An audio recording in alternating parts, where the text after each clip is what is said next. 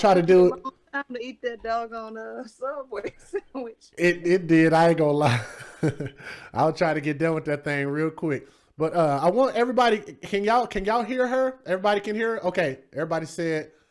Well, ain't nobody said nothing yet. I guess. But yeah, I think we're looking good here. So what I'm gonna do, guys, is I'm going to show you guys a quick video here, and I want to let you guys know that we are gonna show this video by way of fair use. I have to put this stupid crap on the screen and read it off every time, right? So I'm gonna just have myself do it for me. So here we go. Before I show y'all the video. Federal law allows citizens to reproduce, distribute, or exhibit portions of copyrighted motion pictures, videotapes, or video discs under certain circumstances without the authorization of the copyright holder. This is called fair use and is allowed for purposes of criticism, news reporting, teaching, and parody, which doesn't infringe of copyright under 17 U.S.C. 107. All right. Good deal. All right. So can you still see me on your screen? Yes, sir. Okay, good deal. What I want to do here is I want to talk about this whole Stevante Clark thing real quick because I know you don't have a lot of time and I kept you longer. We were supposed to start earlier. So what I want to know is, what do you think about Stevante Clark and the whole, or you could even speak on what you thought about, his brother's death. Like, did you feel like it was wrong? Was it justified? Like he got shot at 20 times. He was hit 8 of those 20 times. Was it overkill? Like what do you think about that? Well, my personal opinion is, first of all, you can't be out committing crimes or jumping fences at night, being black, and pulling out something out your pocket and believe that you just gonna be able to rock and roll. So, from the perspective of the police officers, they don't know what you got in your hand. And if you ain't guilty, then why you running? Mm-hmm. Why you going on a wild goose chase? So, So you saw that. So you saw that video then. I did. And he's not the first person to get shot at and hit 8 times. Actually, Marquise Hudspeth was the first one back in 2003 that happened to. The cops that shot him, they were in my unit back in Shreveport, Louisiana. Mm-hmm. And so he got hit 8 times. Hey, can you come back to can you kind of come back to the center a little bit towards I think it's your right? Or if you could kind of bring the phone back. It's so weird. It's weird when I have the screen flip like this because I don't like using the side view at all. Oh, okay. I got you. I didn't want to make you adjust too much. It was just you was going off like way off the edge over it. Okay. All right, good deal. We're much better. Thank you. That's better? Yes, okay. ma'am. Yes, ma'am. So Marquise Hudspeth was the first one in Shreveport with the cell phone incident back in 2003. He got hit 8 times. It was the same situation. Running from the cops, speeding from the cops. They finally get him. He get out and he flashes something in his hand. It's a cell phone, but they hit him 8 times. Yeah. So, I can't say it's overkill. I just say, if you ain't guilty, why you running and why you pulling out something out your pocket at night? My philosophy is, like my dad raised me, don't put yourself in bad positions, and definitely don't put yourself in a position to have to deal with police. Because one of the things that I preach here on The Subtle You Dig is the fact that there's already a stigma on black men. And what we have to do is we have to be careful to not put ourselves in positions where we are going to allow those stereotypes to be exercised against us. We know that they exist. We're kind of overpowered by them because there's so many of them. So I feel like the least we could do is at least act accordingly. And I hate it when people say that, well, we shouldn't have to change just because people think stuff that's wrong. I'm like, no, you can actually change perceptions if we all get together and act accordingly. Correct. But, a lot of times what I found out is Negroes like to blame everybody but themselves. They feel like they can do whatever they want to do, and that they shouldn't suffer any consequences from doing these things. If you know that there is a bias already, then unfortunately you're not going to make the situation better by just doing what you want to do or being rebellious. Thank you. You have to adjust your behavior according to the circumstances and the situations that you're in. Yes, So ma'am. if you know that there's a bias against blacks, if you already know that they're gonna, find a reason to shoot and kill blacks, then you have to diminish your likelihood of becoming one of those victims. So obviously, Negroes don't care enough. I agree. They don't care. So if you don't care about your behavior, if you don't care how you do things, I'm not sure why you think I should care. Mm-hmm. Yep. And what's funny is I don't want people to mistake this, the fact that we're on the same page. How many times have we had conversations over time where we have not been on the same page and we've just saw things completely different, right? Correct. So I don't want people to just think that everybody that talks to me or everybody that's a buddy of mine, like we just always on the same page. One of the things that I enjoy talking to my sister Princella about is things that we differ on because we don't see everything the same way. But I think it's ironic the fact that people like Stevante Clark try to make it seem like I'm the problem with the black community. I'm the issue for talking about things that I believe that we should not be doing because it's reflecting on the black society as a whole. We are a very small populace of people. So if people that are getting shine are the people that are out doing these reckless things and allowing these stereotypes to be justified, then I feel like not only do we need to squelch that, but we definitely need to work harder in order to clean up those negative stereotypes. Well, and the thing is, on Facebook, because that's my platform. I've always been comfortable with Facebook. I just never got into the YouTube thing, but I constantly get attacked uh, on Facebook for trying to create a standard. I'm the problem. Okay, I'm the problem because I am not aiding in the problem. Mm-hmm. You say that 70% of black women are single and have bastard kids. Okay, so what do? I get married, I get pregnant to have a kid. Okay, so I'm not being A a part statistic. of the stereotype. Thank you. So I'm doing exactly what's beneficial for the black community. Okay, if we know that the school system is a problem, then what do? Well, we know that the majority of Negroes ain't gonna go to the school board meetings. We Mm-hmm. know that they're not going to the city council meetings. So the only other option would be to homeschool. I, Okay, I agree. so so if we find all of these issues, then why is it that when we point out the negative behavior of people who look like us, why are people who claim to be pro-black, why are they having a problem with holding the standard of everybody else who looks like you? Absolutely. Because what I tell them, I say, look, this is real simple. The RN that said Stevante Clark deserved to die.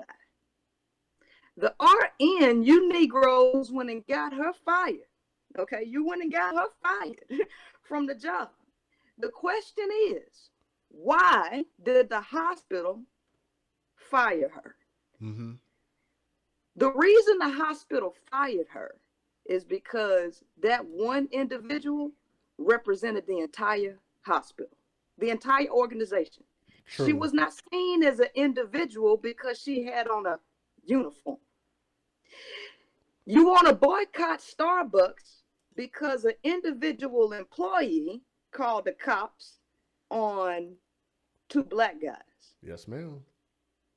You are going after the entire franchise because of one employee, because that employee represents the entire franchise. They say. So if you can understand that with corporations, I'm trying to find out why you can't understand it when it comes to race. Oh, wow. Because every low-grade individual that wears the uniform of black skin represents you. You are only as strong as your weakest link. So if you want to get better, you can't accept the low-grade behavior of the savage Negroes out here. You got to put that in check, because at the end of the day, if you want to be better, it's just some stuff that you just can't accept. Absolutely. It's some behaviors that you just can't let pass.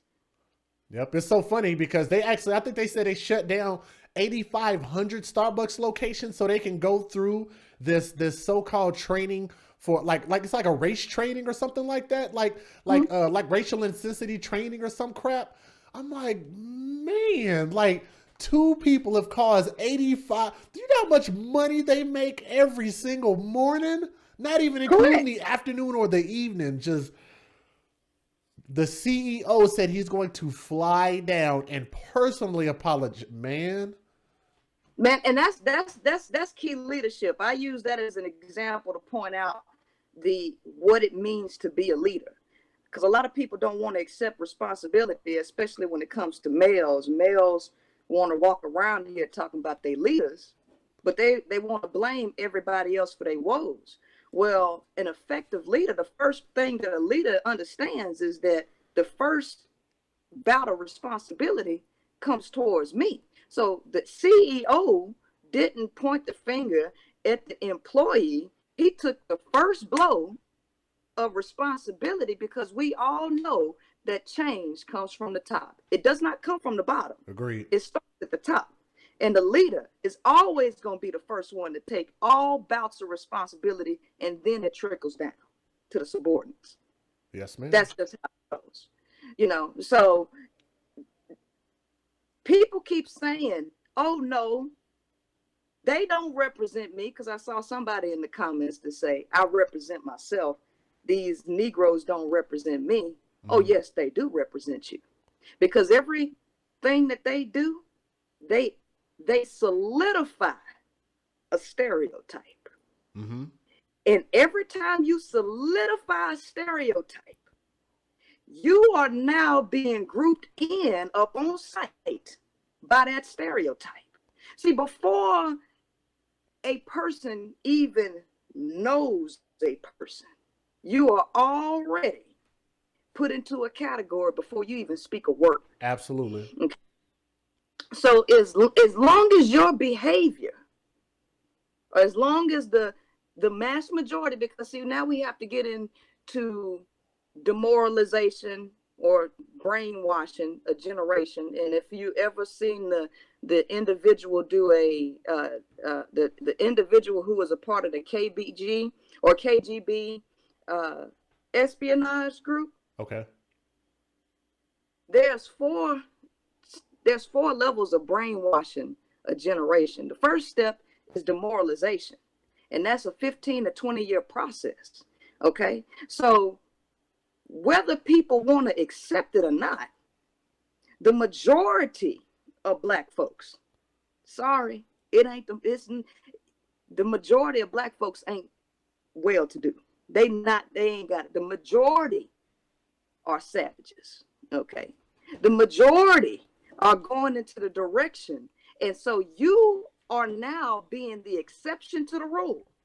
If you are well-to-do, if you educated, if you civilized, you're now being an exception to the rule, because the people who represent you on TV, the people who represent you in music videos, the people who represent you on social media, that's what the majority of the world sees. Mm-hmm.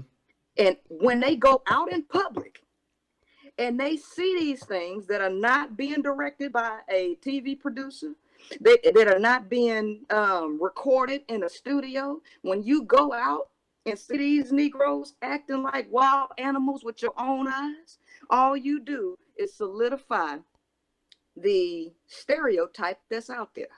And you are now grouped in on site, wondering why the cops, wonder why people just throwing you Black. All of a sudden, you fit the stereotype of everybody just because of the way you look. Yeah. It is what it is. So you can say they don't represent you all you want to, but they do. And if we don't put that behavior in check, then we all are gonna be in a whirlwind, because guess what? You got nieces, you got nephews, you got aunts, you got aunties, you got cousins, you got family members, yep. You got close friends. Yep, and that's part of what I try to preach. Is I try to tell people we need to have a large level of discernment at this point, especially being in 2018, and you want to wonder why, people are just acting towards us certain ways on site.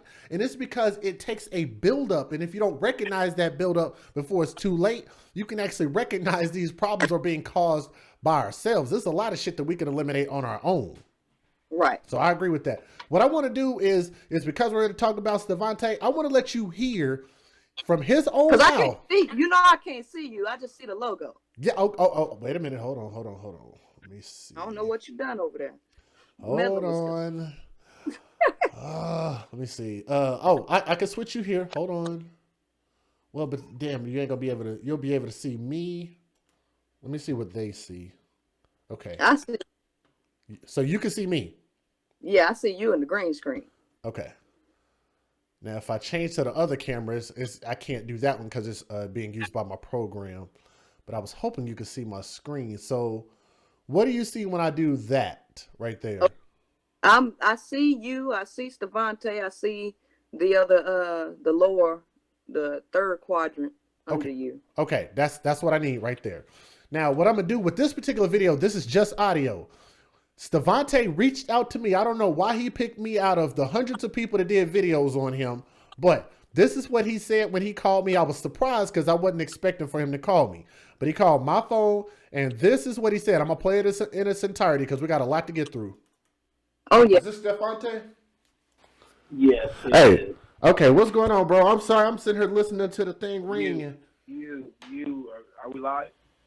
No, we are not live. Okay, well, are you recording me? Yes, I am. I record every call that I get. Great. Because you're what's wrong with the black community. You're the problem. You hear me? I'm listening to you. You, the way you exploit my family. You're black too. That's what breaks me the most. Is you're black. That what hurts me the most is that you're black. That fucks me up the most. Out of everything you said and done, nothing hurts me because you don't have no facts right. Literally, zero facts right. The money, 90% of the money you see in that Best Buy video is fake. 90% of it. Do you understand me? 90% of that money is business cards for people who are actually helping me raise money to support my mother. My mother's homeless. Did you know that? No, I don't know anything about what's going on, bro. And that's kind of you're reporting. Yeah, you're black and you're reporting these things about me. You keep playing the video. The reason I'm so excited, Puff was called me because I missed his call earlier, and he said he was going to do something to help me, my brother, and my family. That's why I was so excited when he called. Puff, he never called me. Did you know that? So before you come out here disrespecting me, you first off need to apologize. Well, this is the thing. Do you want to just talk at me, or do you want to talk at me, or do you want to have a conversation? I need your apology first before anything. This is the thing, brother. You reached out to me. This is the thing. I have no problem with talking to you. Are you going to apologize? Are you going to apologize right now? Yes or no? If I feel like I did you wrong, I will absolutely apologize to you. Yes. No. You did. You kept me up. Are you going to apologize right now? Apologize now. Okay. Well, tell me, what do you feel like I did wrong, and I'll be more than happy to apologize for it. No, you tell me what you think. No, you tell me. No, I'm not doing that. Apologize, black man. I'm holding you accountable. I'm holding every black person accountable.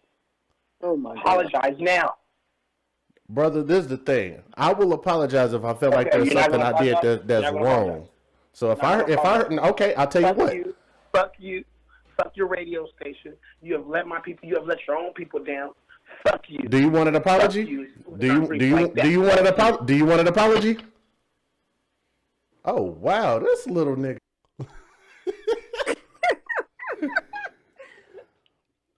Man, I was starting to get kind of excited when I was talking to the dude, because I was like, man, I'm about to cuss him out. I was like, let me not do that, because he ain't gonna understand. He's not gonna get it. Man. But yeah, that's a nutcase there. So it got worse. So after that, he sent a video of him with this so-called fake money. He said the money that I saw in the Best Buy video was fake. But you have to ask yourself, number one, why would you have fake money in a money pouch? And why would you be in a place of business with a stack of fake money up to your head and running around with it, doing the money dance and all that kind of stuff, and then handing it over to the people at the desk if the money was fake? I always said from the jump, it wasn't fake money. I don't care if it was fake or if it wasn't. But then if it was fake and if you admitted that on record, because I told him that I was recording him. We weren't live, but I was recording and he agreed. So by California state law, I was able to record his phone call and put it out, right? So what you have is somebody that actually admitted to trying to spend counterfeit money or being in possession of counterfeit money. I actually read the law. It was like a 5-minute thing I had to read from the internet about the counterfeit law, and he fit it. I said he's gonna mess around and gonna go to jail messing with me. Like I'm not the dude to play with, because if I expose you, dude, you're gonna be in some trouble. So what happens is now there is some subsequent videos that he did. This was one that you saw, which is why I want to reach out to you, because I haven't watched it, you haven't watched it, but we did see some of it. And guys, this is the video that you guys were waiting on. I've already said the fair use statement, but I wanted to show you this and let you see, what we both saw. And I want you guys out there, please hit the thumbs up. Can y'all do that? Please hit the thumbs up. That only helps people know that we're live, all right? You ain't got to donate, but at least hit the thumbs up. Before you play this video, I want to say something about the use of this pro-black information. Be happy. It's interesting that these people, because we're talking about a dude. Now, Stevante specifically said that his brother got his money by any means necessary, right? That is correct. Got his money by any means necessary. That is verbatim what he said. The nigga was out there breaking in the cars, jumping fences. Okay. Mm-hmm. Can you hear me? Because the thing keeps going in and out, the picture. Yep. So, okay. I wonder why all of a sudden, after your brother gets killed, now you want to be on this pro-black tip, talking about holding people accountable. The first person that you were supposed to hold accountable was your damn brother. Facts. First people you're supposed to hold accountable are the people in your household. But it sounds like you were in support of him getting his money by any means necessary, which is actually the issue in the black community. Yes, ma'am. Now you think that quote unquote holding the cops or holding other black people that do online radio shows is the way to go because your brother done got killed. But your younger brother got killed. Yes, he did. You ain't said why your younger brother got killed, because he wasn't killed by the cops. Now we already know why the nigga got killed. Because I'm pretty sure he was doing some nigga shit that got him killed. That's a fact. So to go on this so-called pro-black tip that you're standing up for black folks and you speaking, bruh, you ain't know shit about shit until your brother got his ass popped with them with that steel, that lead. So now you go on a monkey, a jungle monkey, a coolest monkey in the jungle, and then you want to be mad at H&M for being the coolest or the stupidest monkey in the jungle. You go and show them that your ass is actually a monkey on every single video that you do. Not one, not two, but every video that you put out, you being the most retarded monkey in the jungle. And so this is definitely a video that shows the antics of the monkey using pro-black information that he didn't give a fuck about prior to his brother getting shot. Yep. You ready? Yep. Here we go, guys. Because they're going to find out you have a price. If they find out your price, it's over. Now, SAC PD outside my house right now. They're trying to send me back to me. You know what I mean? They have my street blocked. They're trying to send me back to the institution. You know what I mean? So, right now they're figuring out what to do. They're in front of my home. I have all the access points right here, so you guys can see all the access points. I have the chief of police on my wall. because his job is to keep me safe. The chief of police, Daniel Hahn, has failed the city of Sacramento. The mayor has failed the city of Sacramento. The church has failed the city of Sacramento. The gang members have failed the city of Sacramento. Everyone has an agenda. You figure out what their agenda is, then you expose them. I know everyone's agenda. He has an agenda. Look how pretty he is. Look at his teeth. Look at his teeth. You can tell how much money they have by their teeth. Literally. Jewelry relate to money. Because rich people don't wear jewelry. Did you know that? Rich people have the best teeth. The police department are literally trying to kill me.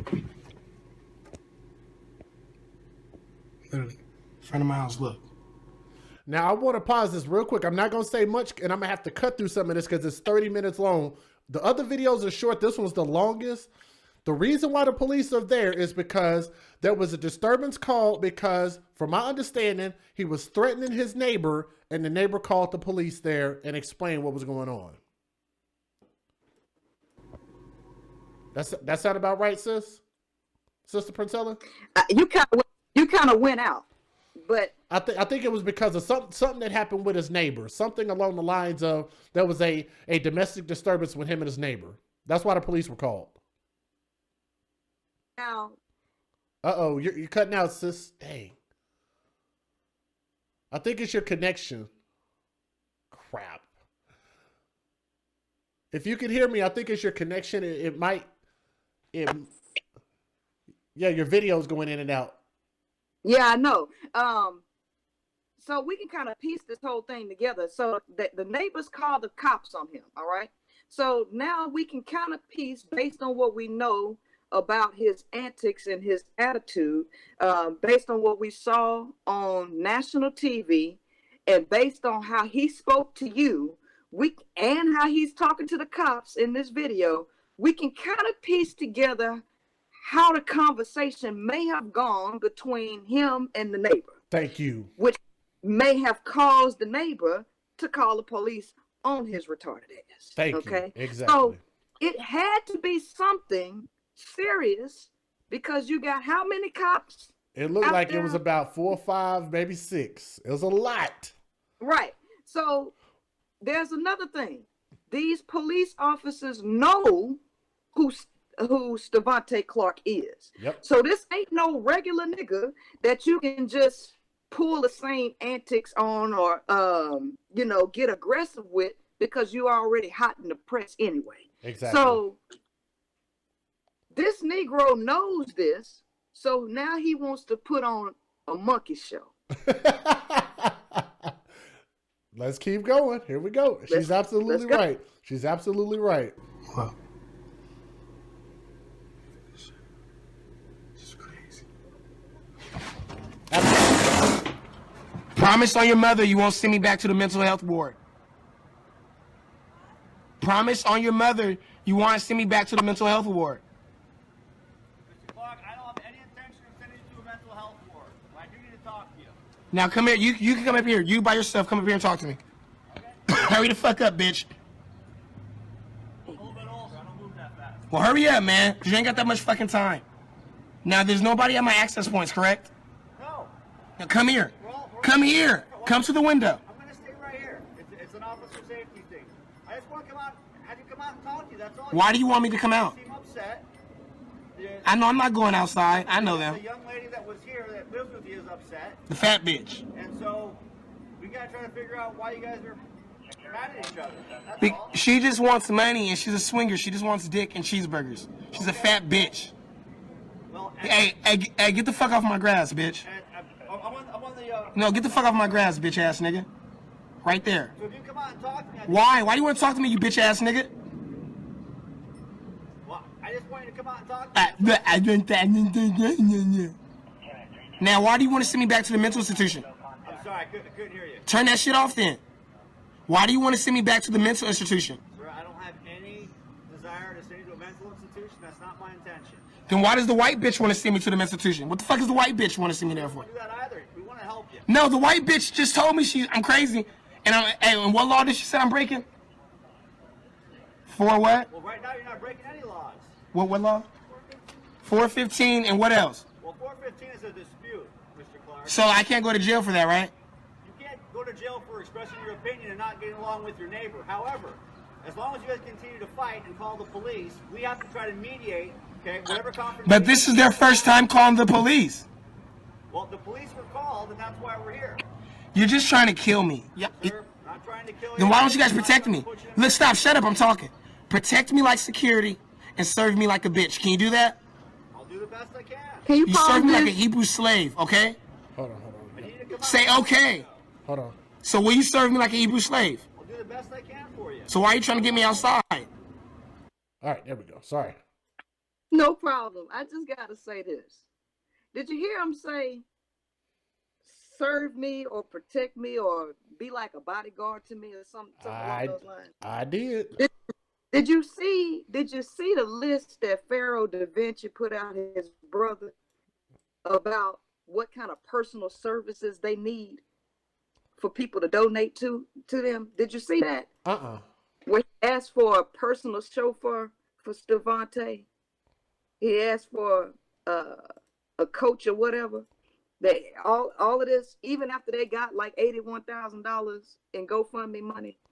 Now, contrary to what other people might think, I think this fool is on some kind of dope, some kind of K2, bath salts, or something. Because from what I hear, that nigga's acting.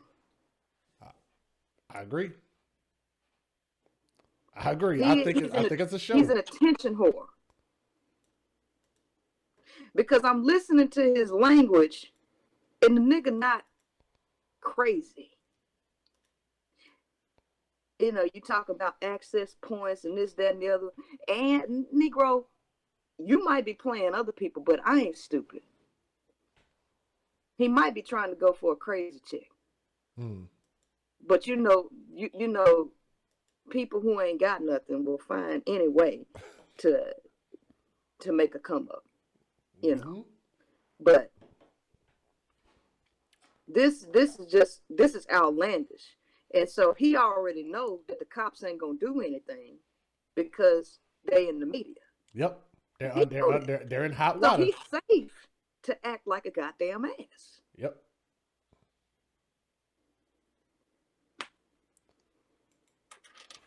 It gets worse though. Keep playing. It gets much worse. Mr. Clark, we're here to help you. Why do you need me outside? Because I need to talk to you face to face and figure out. So we're not face to face right now?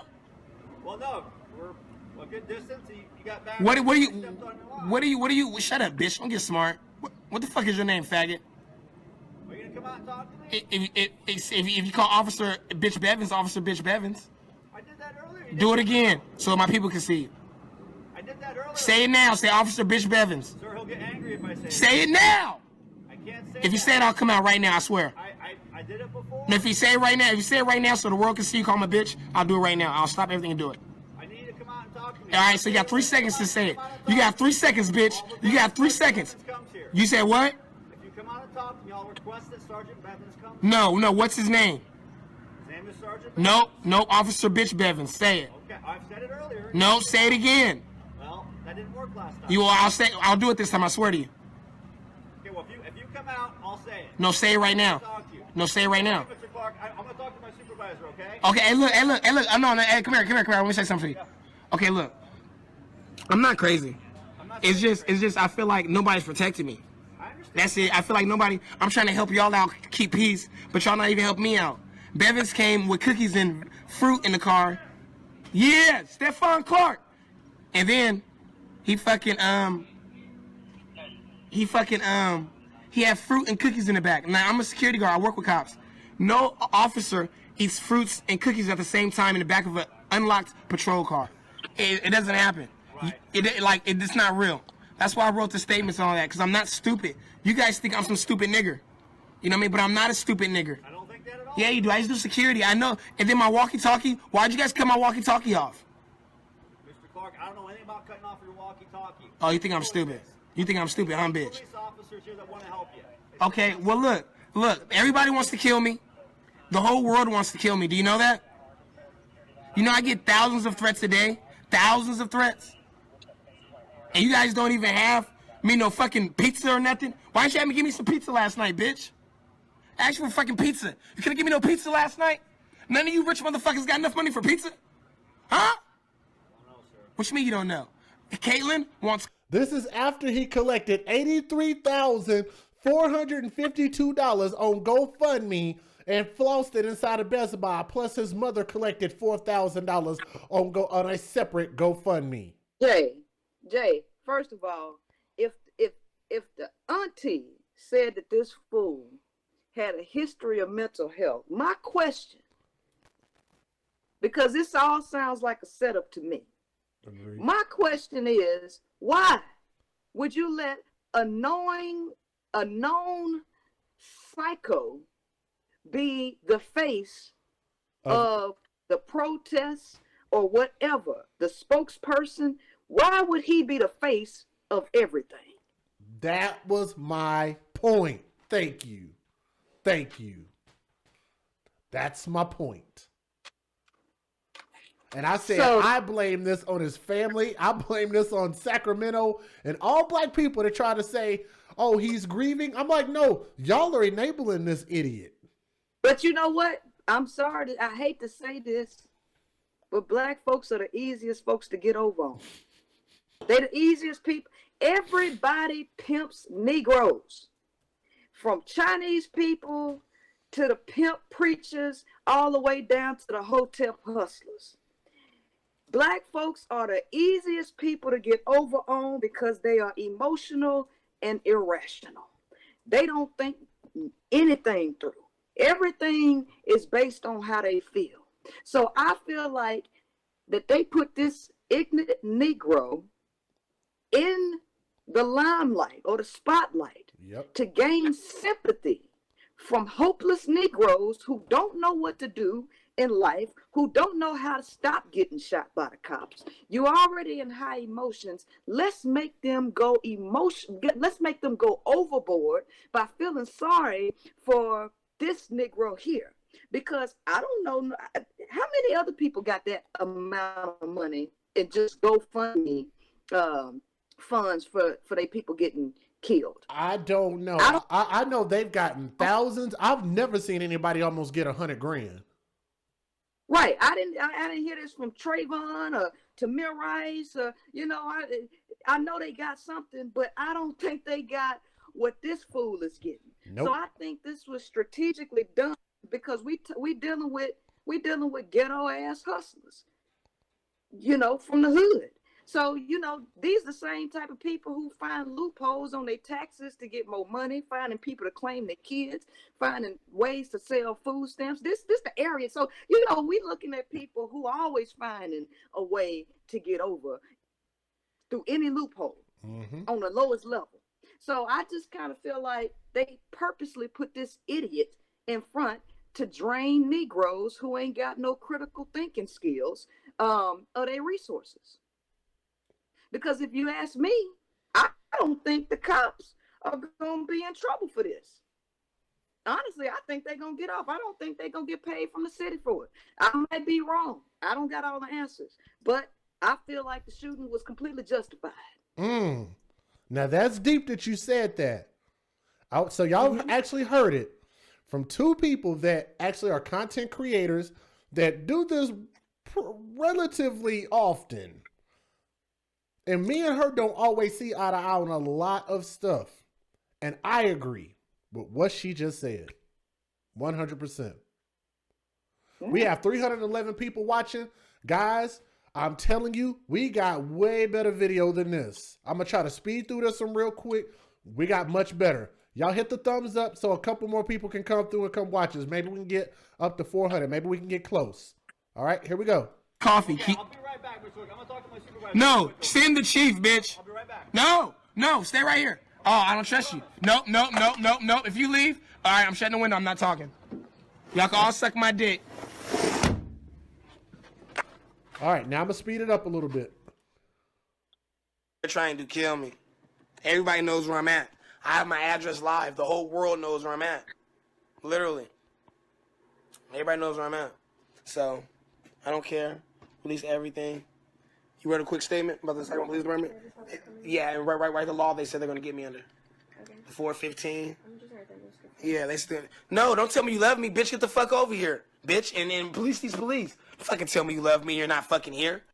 He's talking to people in his live. And by the way, for the people that don't know, on his Facebook page, he posted his... This fool posted his real address on his freaking Facebook page. And anybody can see it. I'm not going to post it, but yeah, if y'all want to go see it, that ain't on me. Get the fuck over here. If you love me, get your fast the fuck over here and get these police. Drinking. Oh my God. Drinking and smoking on camera. Drinking and smoking marijuana. Or something else. Something is in there. Look. I've had people on drugs in my family. Oh, he got it laced with something. Here we go. Let's get through it. Oh, we need some weed. Let's see if they get some weed. Thank you, Stevante, for confirming what I just... Oh, Jesus Christ, man. Thank you. He makes this too easy. Okay, I'll talk to one of you. Please, can I talk to one of you? Anybody. I don't want to talk to one of you. Because I didn't get no pizza last night and that pissed me off, for real. I'm sitting here fighting for my life. I can't go nowhere. My own family want to kill me. You motherfuckers can't even give me no pizza. Like, fuck y'all. Y'all can suck my dick, for real. On God, bruh. How many requests was that within like 5 seconds? Can you please come here? Come suck my dick. Come buy me a pizza. Y'all didn't help me last night. Somebody come protect me. Oh my God. Now look, Jay, this is why social media, I think social media was the nail in the coffin. Pro-blacks think that integration killed us. Hell no. Social media put the nail in the coffin. They should have never gave these niggas internet.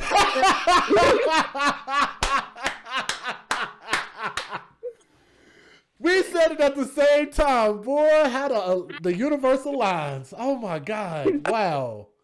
That's amazing. Wow. Man, I'm out of words. Sister, I love you. No, because you're gonna try to. I already know what you're gonna try to do. You're gonna try to break in and try to kill me. I really want to talk to you. You don't. No, look. No, you have an agenda. Stop. Sister, stop. You know what my agenda is, Stevante? What? Take me back to the mental institution. It's to keep you safe from these guys and to help you. Okay, you want to help me? Yes. So if I let you in, if I come out and talk to you, you're gonna help me. Yes, sir. You're not gonna take me into custody. Well, I'm not an officer. I tried to tell you that before. Oh, okay. You're not. Okay. So look, this is what you can do for me. Okay. Okay. I have zero weed. Okay. Weed is my therapy. Weed keeps me shutting up. Weed keeps me love. I love everybody because I smoke weed. Right. Weed is my therapy. I have a doctor's prescribed medical. Hand me my doctor's prescribed medical shit. Hand me my doctor shit. Oh, you have the card? Yes, of course I have a card. I'm legal in everything. I'm not stupid, bitch. Okay. Come on now, bitch. I'm not stupid. Give me my fucking card. Sorry. I yell because I'm angry at these guys for killing my brother. I know why you're angry. Yeah. I try to be nice. But that's No. It's You see, Trayvon Martin's family got fucked. Eric Garner's family got fucked. Right. Tamir Rice's family got fucked. They will not fuck the Clark family. Okay. On God, bruh. Because I don't care about money. I have no agenda. So what do you care about? People. Human But beings. that's what I care about. I need to see the I need to see my medical card. No, Hurry up! I know you have a card. You don't need to show it to me. No, I need to show you people or you'll shoot me. No, nobody's trying to shoot you. Damn! Now get back to work with the statements. So I can, Is that what you prefer being called? Mr. Clark, you call me Mr. Clark because you work for me. You call me Mr. Clark. Or you call me sir. You say yes sir or no sir when you talk to me. You address me with respect. Do you understand me? And you call me Mr. Clark. Do you understand me? And your friends do too, okay? And tell her to quit leaning on my car. Call me Mr. Clark. Free Mr. Clark. Free Mr. Clark. Free They Mr. say, call me Mr. Clark. Do you understand me? This nigga got balls.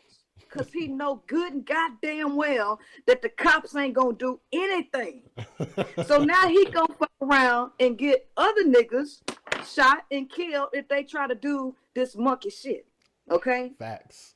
The nigga got all media focused on him right now. So they know they can't do shit. So now he can sit up here and be as disrespectful to the cops as he want to be. He can say whatever he wants to. He can act. He can be on video. He can do. And the cops, you know damn well that wouldn't go down any other day. You know that. So now we wonder why another nigga about to get shot. I keep telling folks, I say, y'all can keep talking this pro-black and this marching, this boycotting crap. I say, I'm just gonna sit this one out. I say, I'm not about to rally behind no Negro that was out committing crimes and then out there talking about how much he hate black women, bro. I say, I sit this one out. I just wait on the next police killing because you know it's gonna be one in about 3, 4, 5 months from now, if sooner than that. Okay, so I just sit this one out. But the reality is that niggas doing shit like this, you gonna get copycats. Oh, yes. Other Negroes who think that they own some gangster shit. I'm like, yo, they got economic hitmen out here. They got a whole infrastructure. You Negroes really think you about to go up against the CIA, FBI, the Coast Guard, the Navy, the Marines, the fucking foreign relations? Y'all, you finna go against all of that with your little pop gun, your little 9mm that you can't even afford fucking ammo for? You probably got 2 packs of ammo and that's it. That's about you think it. you about to go up? So y'all go up here and start talking this bullshit, and then you just gonna be another goddamn hashtag. Yep. And if you go up there and do some dumbass shit because you watching a nigga like this, who got all the media focused on him, who know he can just say whatever the fuck he want to right now, okay? You go out there copying this nigga and you get gunned down, don't ask me to support your retarded ass. I gotta show you that video of him, how he talked to the media, because you heard a little bit of it, but you didn't get to see that one. Oh, it's worse. Guys, if we got 300 something plus people watching, hit the thumbs up. It's about to get worse. I'm gonna try to skim through this one real quick, and the rest of them are like 2-3 minutes apiece. They're short, but let me get through this one. She's disrespecting me. That one, the white lady. Tell her quit leaning on the car. Quit leaning on my car, lady. Please quit leaning on my car and stand up straight. Have some respect for the uniform now. Mr. Clark, is that your cat? Have some respect to the uniform and stand up straight. Quit leaning on the people's car. You work for us. Quit leaning on our car. Now. Now, what'd you say, sister? So how'd you end up living here? Craigslist? Is that right? The people who own this house, they're frauds.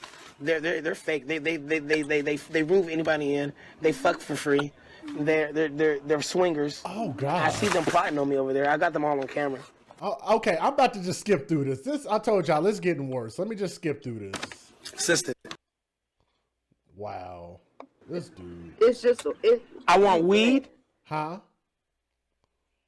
No, I'm just thinking it's just a waste of. It's just I don't know, man. I ain't got backwoods and coffee. He said he needs backwoods and coffee. For those of y'all that don't smoke weed, then yeah. And delete everything.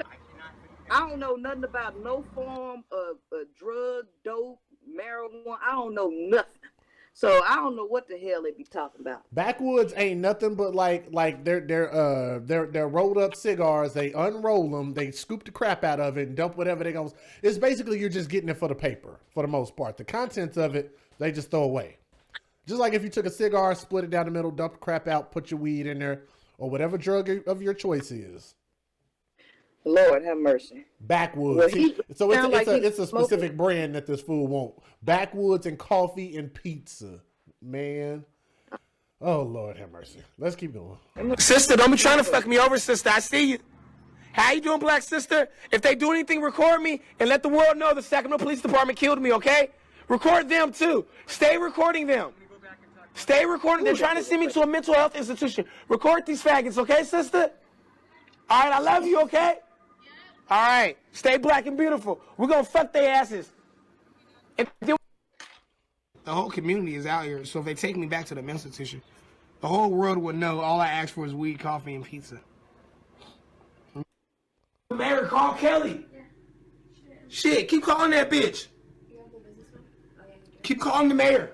Call the fucking mayor. Fuck, bitch. Shit, God, these niggas out here trying to get me. Thought they was gonna get me. Isn't it Huh? crazy? Now they gonna bring back some Russian creams. If they don't bring back no Russian creams, some weed, and some pizza, you can suck my dick. And I'm gonna fuck their wife. Literally, I'm serious. When I say I'm gonna fuck their wife and you think I'm joking, no. I'm gonna fuck their wife. I think I've played enough. Thank you, Stevante, for putting a period on that. I got a question, Jay. Why is this nigga talking like he a high-profile motherfucking criminal, bank robber or something that's holding hostages? Like he got the right to make some goddamn demands. This nigga is in there like he holding up downtown Federal. Okay, He thinks he's in Beirut or something like that. Yeah, like bring me a helicopter, nigga. Bring me some pizza. Nigga, you just a psychotic retard who think you got some form of power if you don't sit. Why don't you go in there and ask them for a fucking maid to clean up that rat-infested roach motel that you live in? Did you see the shit that was on the floor? Oh, man. No. In one of my later videos, I'm about to start showing y'all right now, he actually does a walk by and shows you all of it. Guys, here we go. Let me take this one off the screen. These are all going to be short, real short, a piece. Let me see. Yeah, this is number 2. Hold on. Let me adjust it so you can see it and so everybody else can see this real good. This is, again, Stevante Clark. We've got about 365 people. Guys, please hit the like button. You don't always have to donate, but hit the like button. That's a form of donation, okay? Watch Stevante Clark and what he is putting inside of his shorts. I'm only going to show a piece of this video, and we're moving on to the next one. That is a big-ass knife.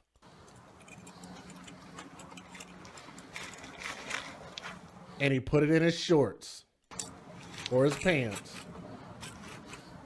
and recorded himself doing it. Just, oh my God, I don't understand. I don't know why this nigga think he going to war. You saw? Did you see him? Yo. Nigga, are you fighting with the Ninja Turtles? Who the fuck is you going to war with? Let me speed it up a little bit because there was some dead air here. Hold on. There's a lot of dead air. It's like a 7-minute video for no reason. And then he comes back on camera. Hold on. Somebody in the comments said something I was thinking about saying. And you gonna cut his little wiener off. He say he's gonna cut it. Say he's gonna cut his wife's wiener off. But that nigga can't be married. Anybody that fuck with him is retarded. That nigga there shouldn't get no pussy from nobody. Well, but I will tell you this, and to add to your point, the dude that's threatening to kill Tommy, talking about he want bags in order to take out the quote unquote trash to get rid of the quote unquote problem, is the same type of dude. This dude acting the same way. I'm not gonna say his name. I'm gonna let Tommy do that because I ain't giving the dude no shine over here. But here we go. That's a statement, you hear me? That's crazy. Keep releasing statements until they send help. Until they send help, you do not stop. I want the mayor, or I want the chief, or I want Pastor Philip fucking Fraud Godot. I need power. If he's gonna rest in power, we're gonna make sure. Amen. You ain't gonna intimidate us because of your fucking agenda. Dude.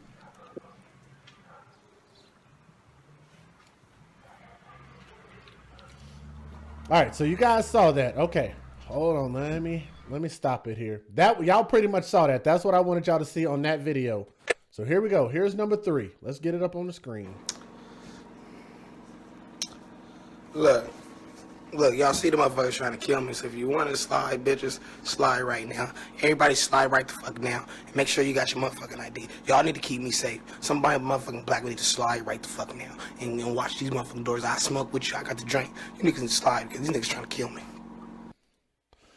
Okay, that was the end of that video. It was only 21 seconds. So for the people that don't understand California slang, what he's saying is, y'all come slide. Slide through, come through, show up at my house. You know where I live. come by the house, and I will have alcohol and weed for you to smoke if you want to come by and come hang out. Otherwise known as come slide. Nigga, you can throw some of that GoFundMe money to their ass. You sitting up here flossing GoFundMe money in the store, and you think the motherfucker gonna slide through for some goddamn weed? Nigga, you better be tricking your money off of them if you think they supposed to protect your ass. You sitting up here talking all this shit, but you need protection. I thought you had a handle just fine. He had $83,000. Like, oh my God. Look, y'all see the motherfuckers trying to kill me. So if you want to slide, bitches, slide right now. Everybody slide right the fuck now. And make sure you got your motherfucking ID. Y'all need to keep me safe. Somebody motherfucking black need to slide right the fuck now. And watch these motherfucking doors. I smoke with you. I got the drink. You niggas can slide because these niggas trying to kill me. Like I told you, all these videos are going to be short. Let's keep exposing. Here's another short one. Uh-oh, hold on. If you're in Sacramento right now,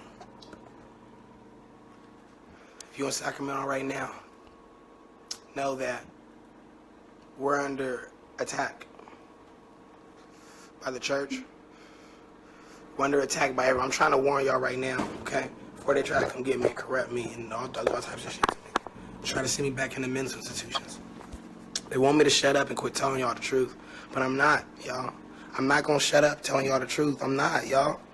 I'm not. That's what they want me to do, because they could pay the. Look, I got a list of demands. Can I show them my list of demands? Oh, please, let's see it. Okay. I can't do that either. I can't do shit no more. They can't tell you shit. I gotta end this live. No, I can't tell them. Can I? Damn, what can I fucking tell them?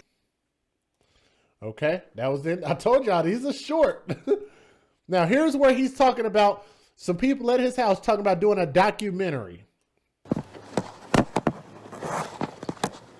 interested in that documentary stuff. Yeah, I'm gonna make a documentary after all this. Because I'm suing everybody for emotional pain and suffering. Yo, because y'all motherfuckers are sick. Now, keep in mind, he's collected almost $100 grand in less than 2 weeks. But they was mad at the RN, Jay. They was mad at the RN because the niggas got her fired from her job now. The niggas got mad because she got $25,000 in 5 days. Okay, I told them, I say, look, y'all stupid as fuck, okay? You just retarded. I say, you successfully got her fired, but you mad because she didn't bounce back? You think because she didn't hold the attitude that, oh, the world is falling down. She didn't sit in the corner and cry like the majority of you Negroes when something happened to you. You think the world end and you don't know how to bounce back. So now you mad because she didn't bounce back and got support for $25,000 in 5 days. I say that's the least of your worries. What you really need to be focused on is this idiot from the Clark family that got $81,000 that's making us all look bad. And next time something happens, the world gonna be like, you know what? I ain't donating shit to them niggas. Yep, because he's gonna ask for more money again. Yeah. Don't be surprised if another GoFundMe pop up. I'm calling it now. All right, here we go. So it's some people that's out at his house and they're talking about a documentary. So this one's like less than 2 minutes. Yeah, you know, if you can help me out. Yeah, if you could, I can help you with some stuff. Like, please. You know what I mean? Like ideas. Yeah, can you be on my team? Now, if you guys don't know what he's doing, what he's sitting there sucking on, it's not food. He's rolling up a blunt of weed. I love that stuff. Can you work with him for the documentary? Okay, you do my documentary. Already ideas are coming to me when you said documentary. I love that stuff. Okay, can you work with me on my documentary? Yeah, Thank you so much. Dude. Thank you so much, sir. No, everybody love everybody. Just bring me this backwoods. You are now going to be a part of the documentary. Okay. Oh, God, bruh. He was trying to hug him and the dude got uncomfortable. I have ideas. I'll show you. Okay, great. We're having them for the documentary, okay, Caitlin? We'll satisfy these guys. Yeah, let's satisfy them first. You know, RT's pretty good stuff. Yeah, RT's good. I love RT. Yeah. You want to review the questions? Yeah, let me read the questions first. Yeah, just read them. Let me see them first. I gotta look at them. you have them? Did you get them sent to you? And I'll forward them right over to you. Here are the questions. Okay, here we go. You want me to forward them over to you? Yeah, to I am Stevante Clark at gmail.com. Okay. Now I want you guys to keep in mind. Woo. Okay, I want you guys to keep in mind the girl that he's talking to while he's talking about, you know, he loves black people. He's all about black people and white people are evil and this and that. This is what Stevante Clark said. The girl that's in his corner, the girl that he lives with, and the girl that's currently helping him in this video, which you can hear, wait for it, white girl. 1 second here. Okay, here we go. Okay, there's those questions. I'm just trying to highlight them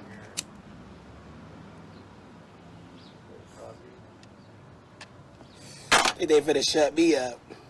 Throw me to jail. I can text them. Throw away the key. Got me fucked up. Okay, so what phone number I should text it? And there's that alcohol again. This 80. Oh wait, 916-680 5686. Yes. Okay, 5686. Next. So this is Drinking, smoking. Let's go to the next one. This is where he's this actually. This monkey make us all look bad. We can't get an intelligent Negro on TV. We can't get an intelligent Negro to get up there and, you know, show some poise. It's got to be these Negroes that look just like the Negroes in the goddamn movies. And then it's hard for us to say, oh, black folks are great. It's real hard to say that when you get a random ass nigga that get up there and make us look like buffoons. Mm-hmm. That's a fact. All right, guys. Look, okay, we are now over the threshold of 417. If you guys will hit the thumbs up, if one of my moderators can post the link out there, if you guys want to check out the Patreon or check out the PayPal, the way it works is if you want to show support for the show and show love in a monetary contribution form, then you can hit the PayPal link. You can send $1, something as small as $1 for the people that are watching would be awesome. If you want to show support, cool. If you don't, just hit the thumbs up. That's all you got to do. All right. Let's keep going. Here is him actually making the deal. Knocking off my life. He had the most death threats come from for like all different reasons. They say I'm disrespecting black people. Yeah, I'm disrespecting my brother. How you doing, sir? We should probably get RT stuff out of the way, and then we'll. Yeah, as soon as we get RT news out the way. Then you can go expand on it. Let's do a documentary. Yeah, we'll do it. Yeah, it's good. Because I'm the kind of person sitting chat. Yeah, it's good. Long, and the next thing you know, I'll be like, oh crap. Now, that's all I wanted you to hear about that. So he just made an agreement. Now, here's where he's actually talking to the people after they show up to try to shoot the documentary. Here we go. Hold on, because I'm going to have to pause this real quick. This one's relatively short, and this one's going to be good. So for all 417 people that showed up, this is going to be worth your while. Maybe we can get 500 people here. If we can get 500 people to see this, I promise you it's going to be worth the wait. All right? Here we go, guys. This is one of the best ones. I got a couple more, but this is definitely one of the best ones to prove our point. Okay.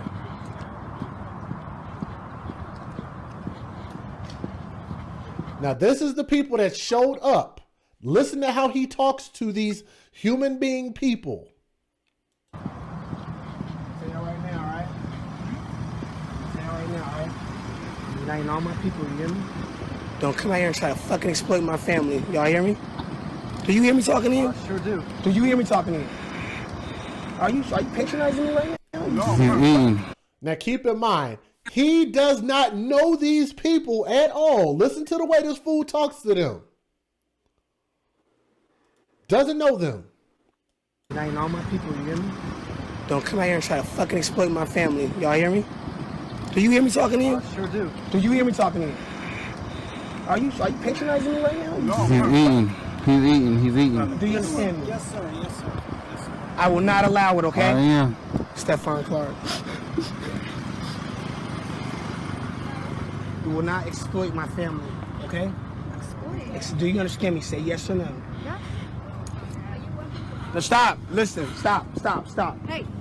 Stop. You guys will not exploit my family. Do you understand me? Do you understand me? Jeez. I am. Stevante. I am. Okay. And you wonder why they shooting people that look just like me in the damn street. And do you wonder why white women are scared of people that look just like me? It's because we don't shut dudes down like this. Exactly. And I get sick and tired of the pro-black people. These the people, I'm sorry. That's all right. That's all right, sister. Let me get back. That's all right. We gonna wait to hear. We gonna wait to hear you. We gonna wait to hear you. Yeah. Cause this is gonna get real good, real quick. Yeah, I'm sick of the pro-black individuals who want to overlook this as if it's non-existent and then make excuses for this type of behavior, because the more we let these things slide, we don't even realize that we putting a nail in our own coffin. Facts. Because these people, people say, especially the pro-blacks, well, I don't care what white folks think about me. Oh, yes, you do. Oh, yes, you do care what they think about you. Because these are the people that are in the police department that you're trying to convince that your life is valuable. Thank you. These are the people who you work for. These are the people who you want to serve you equally when you go to their restaurants or their clothing stores. Because, you know, some shit just came out about Kohl's. I'm like, well, if you believe you live in a white supremacist society, that's going to be everywhere. So after a while, you ain't going to be able to shop nowhere. Because everywhere you go, it's going to be something like that. Yep. So if you want that to stop, or you want to minimize that, the one thing you can't be out here doing is doing the exact same thing that is being portrayed on TV about your ass in real life. Y'all hear my sister? For everybody to witness. And you can't give it a pass. Because if you don't call it out, guess what happens? You inadvertently start to raise your kids, giving them passes. Because you want to blame slavery and you want to blame everything else. And then your kids end up, because did you see the video? I know this is off subject just for a second, but did you see the video of the little boy that had his pants sagging with a gun in the front of his pants, being egged on? This boy couldn't have been no more than 7. No, yeah, definitely haven't seen that. Oh, well, when we get off of this, I'll tag you to the video on Facebook. Okay, good deal. Just so good deal. You can see. Because that's that little boy right there. That's a future nigga that's gonna get gunned down. And then we all gonna be talking about, oh my baby, oh pro-blacks, oh this, oh that. But you raised that nigga that way. The police shooting us down in the street. The police shooting us down in the street. Yeah, all day long. Now, listen to the way that he talks to this woman. I want you guys, all of you parents that are watching, we got about 500 people watching. I want you guys to tell me, if you guys had a kid, would you let this individual named Stevante Clark walk up on your kid, your child, your cousin, your relative, since y'all like to say this, your mama? Would you let him walk up on your mama and talk to your mom if this woman was your mom like this? Listen. Stop. Hey. Stop. You guys will not exploit my family. Do you understand me? Do you understand me? Jeez. I am. Stevante. I am. Do you? I am. My family. Do you understand me? Do you understand me? Jeez. My family. Do you understand me? Do you understand me? Jeez. I am. Stevante. I am. Do you? I am. Do you? I Do am. you? I hear you. Do you? Come on. Do you? Do you? Do you? You will not exploit my family, right? Understand? Do you? Do you? You look fuck the camera. Look at me. Do you? Come on. I am. If you touch me, I'm not gonna touch you. If you touch me, if you touch me, shut the fuck up, fucking. Now look, they had to physically pick this little bitty boy because he's acting like a boy. He's a grown man, but they picked him up and walked him away from this dude he was trying to attack. He's just walking. This is an attack, guys. This is assault, what Stevante is doing. I'm just telling you right now, I'm not condoning violence or anything like it, but what I'm telling you is you will not walk up to me and talk like that. Not on your last dime.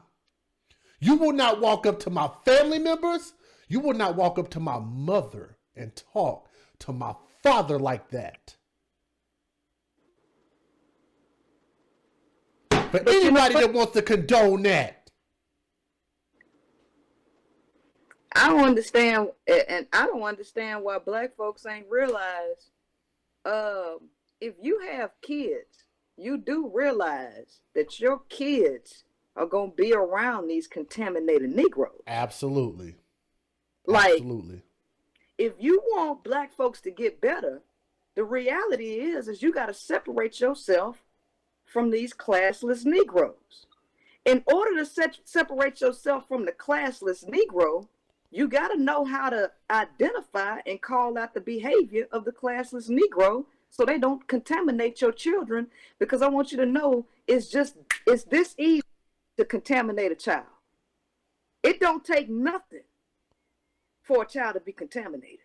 I agree. Because I witnessed it with my own nephew. My nephew is very intelligent, being raised correctly and properly, to be respectful and everything.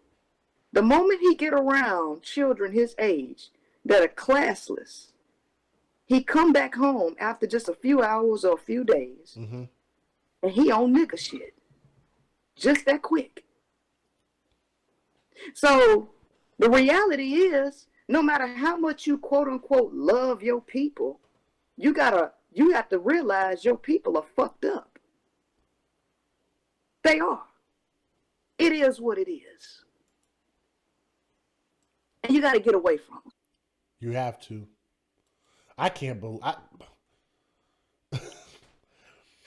I'm just glad that he called me instead of coming to meet me in person, because I'm not such a nice person when people aren't such a nice person to me. Boy, you can't talk to grown people like that. He is so lucky that he was around a group full of people that are going to be tolerant to their own detriment. Do you?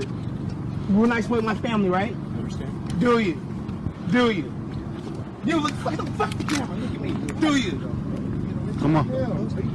I am. If you touch me, I'm not gonna touch you. If you touch me, all he did was he tried to get Stevante up off of him, and he literally attacked him. Stevante attacked that dude.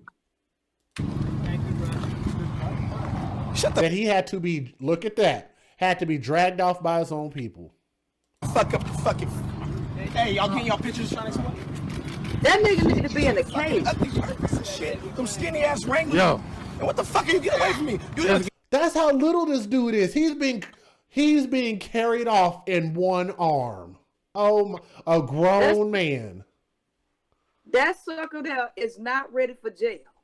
If he gonna do anything, he better hope they kill his ass. Because if he go to jail, that's over. He gonna be somebody bitch. I don't see how he couldn't. If a grown man can pick you up and carry you off effortlessly in one arm. Yeah. Dude, look at this. Oh, yeah, you're going to be bending over for somebody. You're going to be bending over for somebody. You sitting up here talking all this gangster shit. Okay. It's good. It's good. It's good. And we see your ass get picked up with one damn arm. Bro, you need to shut up. Get him. Let him read. That's that pussy for you, bro. Alright, thank you. Brother, not another ham sandwich. All right. I think that was enough of that, but I think y'all get the point of that video. That was 7. I think this one was a quick one. Because they're going to find out you have a price. If they find out your price, here we go. This is, we're live. SAC PD outside my house right now. My house. This is Benjamin Crump's lawyer right here. Friend of my house. That's his G. Oh, I want y'all to keep in mind, this is a later video. This is one of the ones that I grabbed late. What he did was he went, remember I told you he posted his address, his real home address on Facebook? And he told people to slide through. Remember that? You remember that, Princella? Can you still hear me? Uh-oh. I can hear you. Oh, yeah. Okay, my You're bad. talking to me? Yeah. Oh, yeah. When I was telling you earlier, when I said he put his real address out there, and he told people to come up, and somebody did stop by. Because he basically begged them. So listen to how he talks to this person that pulled up at his house after he begged them to come through. Keep an eye on the Jeep, guys. They think I'm crazy trying to take me sent to a mental institution. That's my cousin Darren. Darren told them I have $83,000 in donation money. Darren, you told me I have $83,000 in donation money, right? Lying on me. You said that, right? Stop lying on You me. said that, right? He said, stop lying on him. Stop lying on me. Yeah, baby gonna see this too. Darren, you said I got $83,000? Did I not give that to everybody? Am I not broke, nigga? And Darren's trying to get me sent to the mental. Even Darren has an agenda. Look at his haircut. He has bald spots.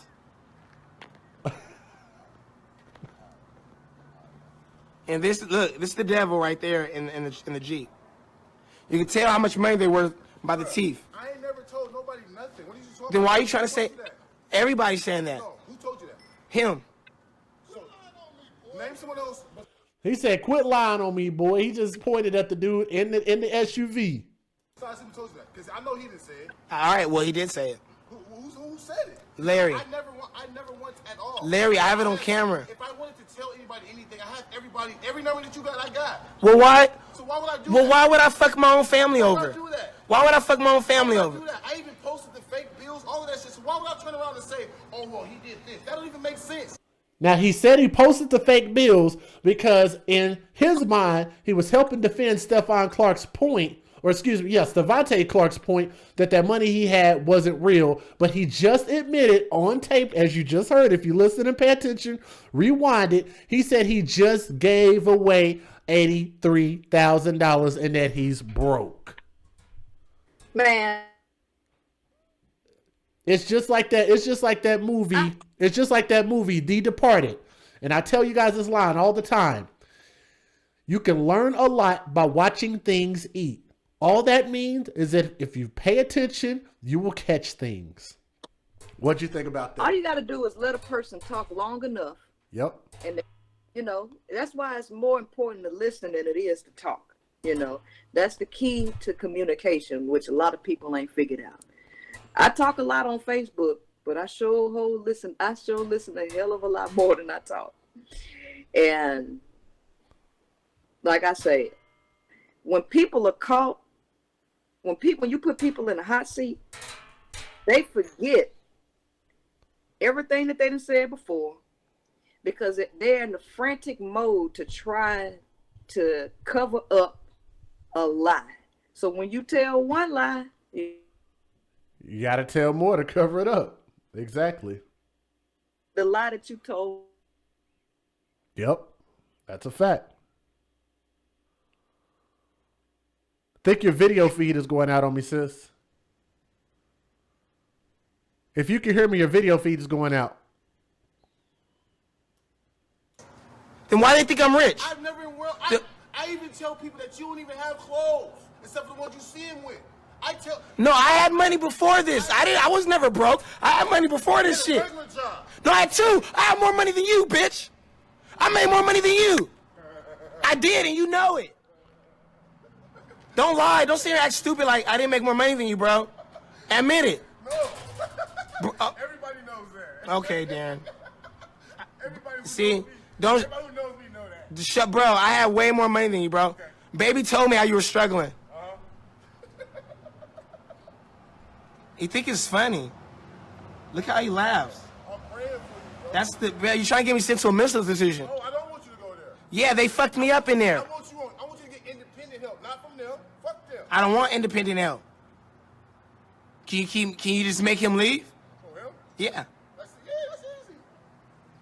Make him leave. That's Ben Crump's lawyer, guys. That's Ben Crump's lawyer. He works for the devil. He works for Philip Godot. They're all connected. They all have an agenda. When I tell you, they all have even my family, Darren. Darren has an agenda as well. Even Darren Poe. Darren Poe has an agenda. Remember that. Even Darren Poe.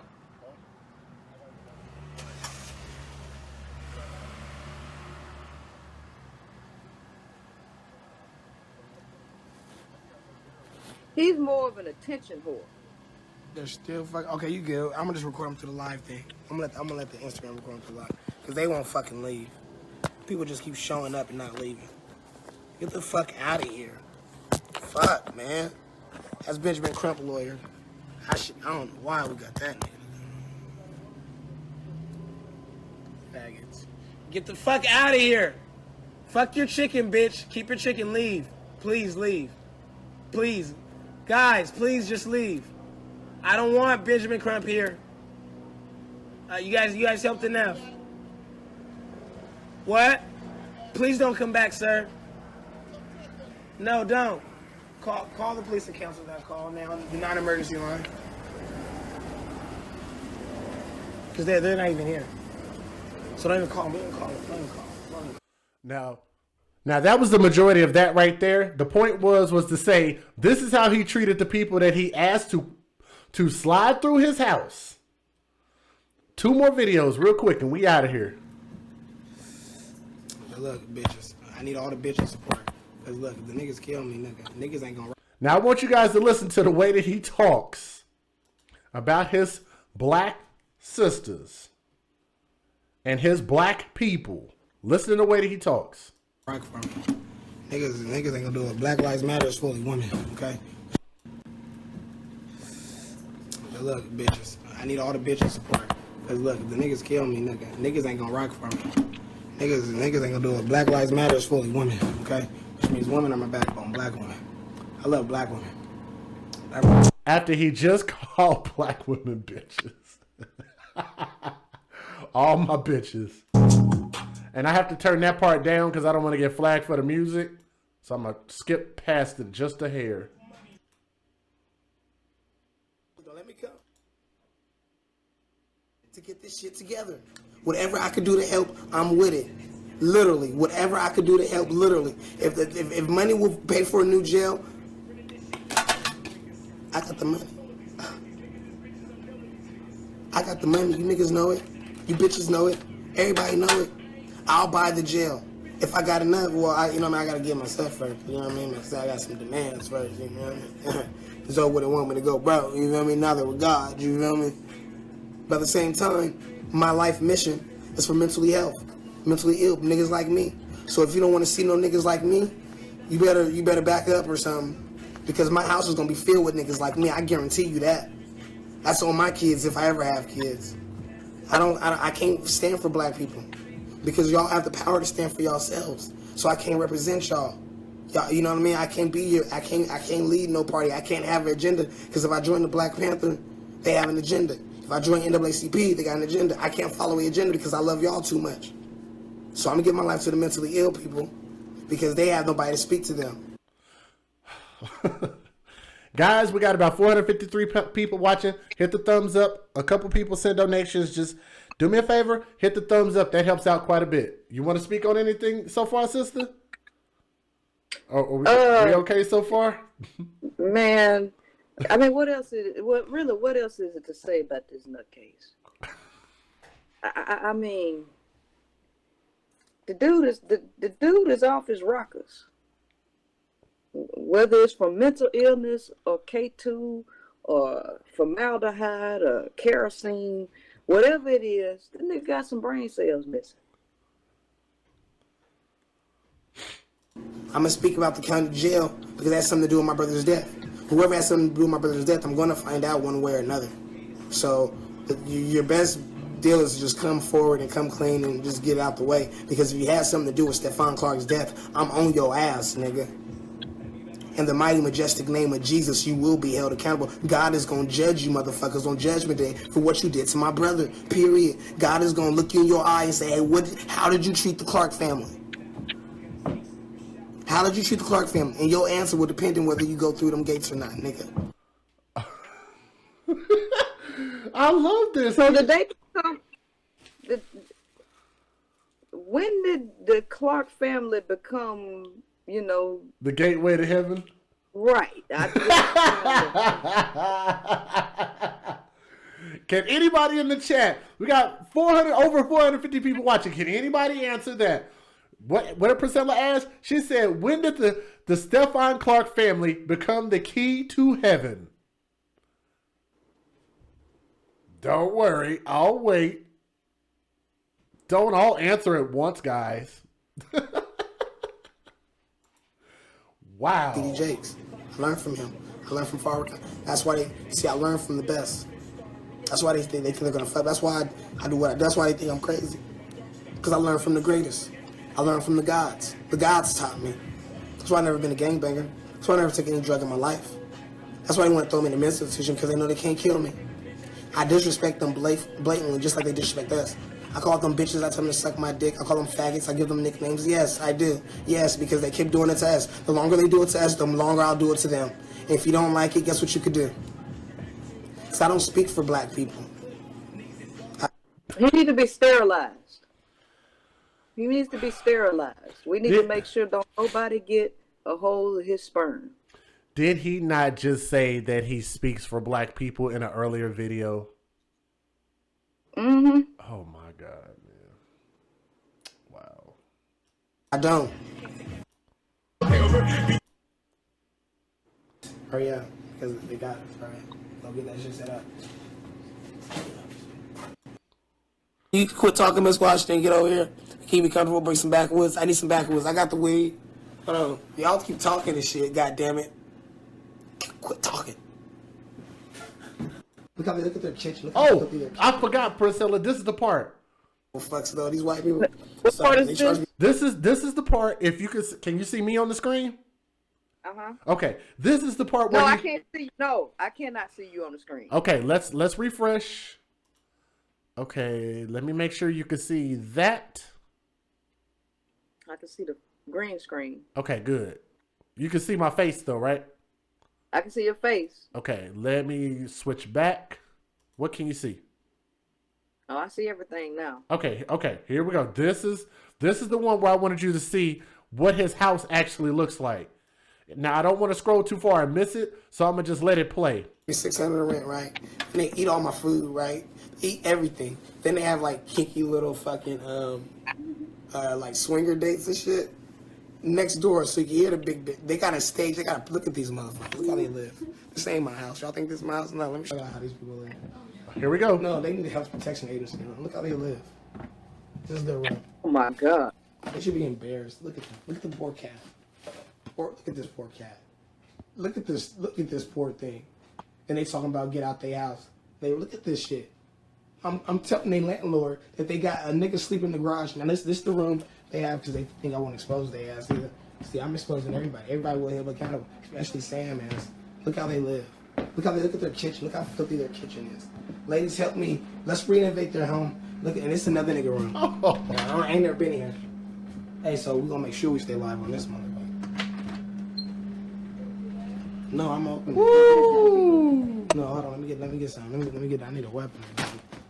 Did you see it? Did you see it, Princella? I know you cut out. Did you see it? I see it now. Oh, I gotta back it up just to hear. You can still see the screen, right? I can. Here we go. No, they need a health protection agency. Look how they live. This is their right room. after this part. They should be embarrassed. You got to look at the kitchen. Look at this poor cat. Look at this poor thing. And they talking about get out their house. They look at this shit. I'm telling their landlord that they got a nigga sleeping in the garage. Now this the room they have because they think I won't expose their ass either. See, I'm exposing everybody. This is the kitchen. Everybody will hold accountable. Look at that shit on the floor. What is that? I thought it was dog food at first until I thought about it and I was like, wait a minute. They don't have a dog. They have a cat. So it's probably cat feces? Usually kitty litter, because I had a cat. Anybody that's owned a cat, Tommy owns a cat. A lot of people have owned cats or been around cats or at least know that kitty litter is gray, usually. Kittens usually don't eat just like bags of dog food like dogs do. They're usually quite a bit more picky than that. Mm-hmm. I have no idea what the heck that is. Especially Sam is. Look how they live. Oh my God! Did you see the trash can? Look at their kitchen. Look how filthy their kitchen is. Ladies, help me. Let's renovate their home. Look, and it's another nigga room. Now, I ain't never been there. Look at, oh my God. Hey, so we're gonna make sure we stay live on this motherfucker. This is where he lives. No, I'm open that shit. No, hold on. Let me get something. Let me get. I need a weapon. That's that's the white girl that lives there with him. Hold on, I don't fuck with the devil. Devil, you know, they're trying to kill my black ass. That's it. Small thing just snatch me up. You need to get another camera on live too. You get another camera record. Hurry up. Hold on, don't be scared, girl. Jesus didn't be scared when he walked on water and shit. So you can't be scared. This ain't shit. Nigga, nigga, Zoe, nigga, Roaches on the wall. Oh my God, dude. Nigga. You see that on the wall right there? Y'all see that roach right there on the wall? They can do Zoe like that, nigga. How people can live like that? Oh, nigga, they did my brother like that. We can't be trash bags on the floor. scared, nigga. Oh no, nigga. You know how many people are scared, nigga? They're okay. So if you didn't believe me before, there's the white girl that's been with him. The one that I said was on camera. There she is. You know, right there. You saw it. Wasn't scared, nigga. That nigga was trying to get in the house, nigga. Tommy T, nigga. So how the fuck we gonna be scared to go in a motherfucking? I'm not scared. Fuck it. I got live. You know, if I die.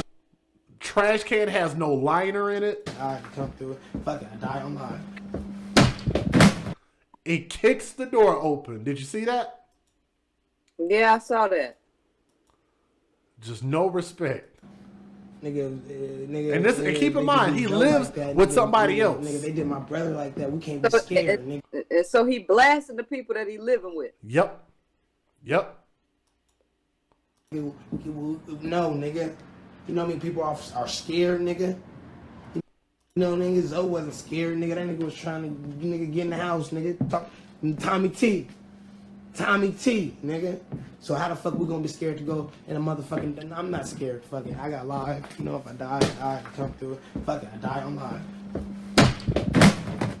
Shit, bitch ass niggas. I ain't scared of shit. I just thought about that. What the fuck I gotta be scared of? You can't kill me. Look. I'm talking. Oh shit! I almost. Look at these people. Y'all talk about me. They got a nigga. That looks like a refrigerator, like a mini refrigerator just open. I wonder how much this nigga pay, and he got some scissors in the backwoods. They not supposed to. They not on the lease. And then he lives in the. Oh, he got some weed. Hey, let's see if this nigga got some weed. Nah, playing. So whoever else lives there with him, he just kicked in their door. Nah, but look at these apparently people. They're paying multiple. You've heard of this where people live in these houses and multiple people are paying multiple sets of rent in order for everybody to make the house payment cheaper. So the landlord, gets a whole lot of money. That's actually illegal subletting. Illegal subletting. Thank you, Stevante Clark, for some more evidence to get you, bruh. Because that shit is against the law. You cannot do that. Ain't talking about me. Ain't talking about me. Sam and shit. How you turn the light on? Matter of fact, I need them light bulbs from the living room. Cause ain't nobody gonna kill me. We got some light around this motherfucker. Hey, get his lamps. See if we got any lamps. Need all the light we can get around this motherfucker. Oh shit, you scared the shit out of me back there, nigga. Oh, no fear. No fear. Bruce Lee said that. This nigga's hat. I'll turn some light on this motherfucker. God said let there be light. You got no light. Hold this. No. Keep it live. Hold this for me. Be safe. Look around. Just look out that way. Just hold the camera that way. Like behind me, not behind me. There you go. Keep the camera. Oh my gosh, are you retarded or artistic? Fuck, are you stupid? He said, are you retarded or artistic? Not autistic. That's a question best posed to himself. Guys, this is the last. Well, yeah, this is pretty much the last video. Bit of shit. This is not funny. Gotta watch your access. Oh, holy hell! Yo, nigga, I'm from the No, the refrigerator. No, Just Jay, don't do it. Don't do it. And they had a nigga sleeping in the living room. They fat asses. Look, let's check. They got 2 refrigerators. Oh my God. No. With they fat asses. 1 refrigerator, 2 refrigerators. This is one of them right here. Refrigerator. Here, watch how filthy this shit is. Look at this shit.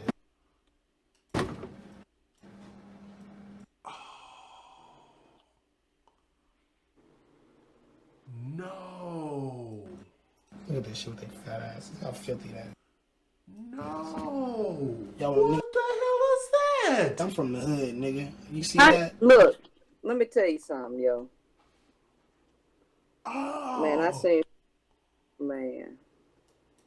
I done seen a person's house like that before. Actually, worse than that. You can't clean that up. You got to burn that. You got to throw the whole damn thing away. You just got to throw the whole place away. And they have nothing in there. They sleep in there and they put food in there. You have 1, 2, 3, potentially 5 or 6 people that live in there. Oh my God. And ain't nobody thought to clean up. Look at that. But a big ass bottle of alcohol though. You seen that? You seen a Bacardi, right? I saw that. And he's grabbing the Bacardi. I'm gonna unmute it so y'all can hear it. You gonna need that. You need to turn water to wine, so it's good. He said, "You want Carlos Rosa? What is it? It's some wine, like some cheap wine, some cheap ass nigga wine, real nigga wine. Some of the OGs be drinking this shit. I ain't never drank it. Bitches like it, I think. I'm not cleaning shit. Thank you, Mariah, for praying for me. But yeah, I'm not. And again, what the hell is that? Cleaning shit. Look at these people. They're animals. Look. No, and he's gonna show the back. Oh my God! Here we go. This makes my skin crawl. Look at the bathroom. Oh my God! Jay, I can't see it. Oh, hold on. Let me refresh you. You have to see this. Oh my God. You can see my green screen. Can you see my green screen? Yep. Okay, here we go. Okay, are we back now? Yep, we back. That's the bathroom. Look, what? No, can liner is dripping over the trash can lid. All on the floor. What is that stuff on the floor? I couldn't be in there. I couldn't even walk in there. Oh my God. I couldn't even in there. Here we go. Oh. Do you see the bugs on the wall? Look at the bugs on the wall. And they want to try to talk about me. I just see something in there. Oh, whoa. Did you see what was in that tub? Oh my God. No, I didn't. Oh my God, look at that. Some of the OGs be drinking this shit. You gonna need that. Hold on. Go back. Come on. I talk about, you both of them. And they trying to talk about get out of my house. Fuck. How did this skip back that far? Come on. Keep following me. But this California, we ain't no bitch. Come on. Keep following.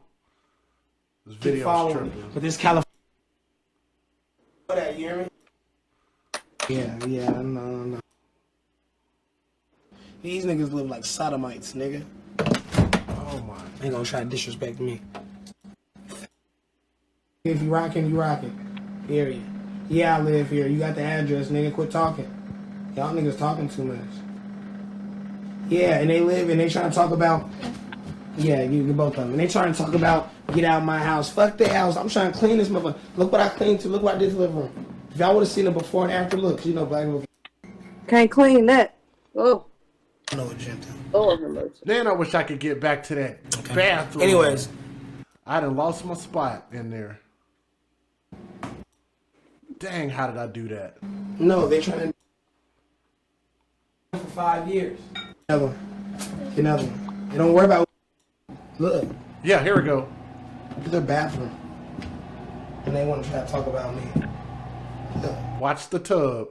Okay, there is no toilet paper on the rack. You see that? I see that. That is insane. What the freak is that all on the tub? There are like 3 or 4 or 5, 6 little bitty round spots. Man, that's But it was. But I keep all lights on. Hey, did I get them light bulbs? Oh wow, dude. How long is this one? This is the last one. Hold on, let me see. Oh, for 42 minutes? No way. No. I don't. You know what, guys? Let's conclude there. My sister Princella, thank you so much for being on here. As long as you've been on here, what are your thoughts after this little bitty expose? What do you think about Mr. Stevante Clark? I think they some throwaway niggas that I wouldn't even want to associate with. I mean, them the type of people that I be talking about stay away from. I mean, the reality is you got some bottom of the barrel people, and they meet that. That's what they look like right there. And what can you do? What can you do with them? You can't do nothing but eradicate them. I mean, can't accept everything, can't accept everybody. I can't associate with them type of people, man. That's just filthy. That's filthy. They like I said, he should have asked the police for a damn maid service. Yeah. Yeah. I didn't think it was gonna be that bad. Cause like I said, I saw just the beginning of some of those videos. Yeah. But dang, man, I honestly said I've done 2 videos out of the 4. Only 2 of them were on him, which were my last 2. I said, there's no way I'm gonna have anything else to say about him, and he proves me wrong. Oh, trust me. This is a circus. When you got a circus act, okay, when you got a monkey in the show, they always gonna have new sets. They always got new tricks and new performances. You dealing with a straight up monkey right there. Wow. Sister, I want to thank you so much for I know I've kept you over your time, and I am extremely humbled that you stayed. You know what I'm saying? Because you know I enjoy talking to you. I enjoy keeping in touch with you and all of that stuff. You've always been honest, and I like it when a person can speak from a place of logic, in a place of love. You know what I'm saying?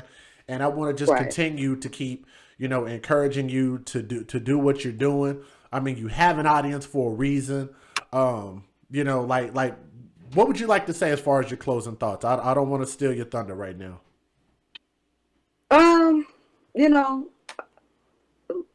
What I will say is this, is that the world, everything is an illusion. And everything is based on people's perceptions. And people will perceive the world the way they want to perceive the world based on their core beliefs. A lot of people do not have a mind of their own. They allow their mind or their thoughts to be directed through suggestion.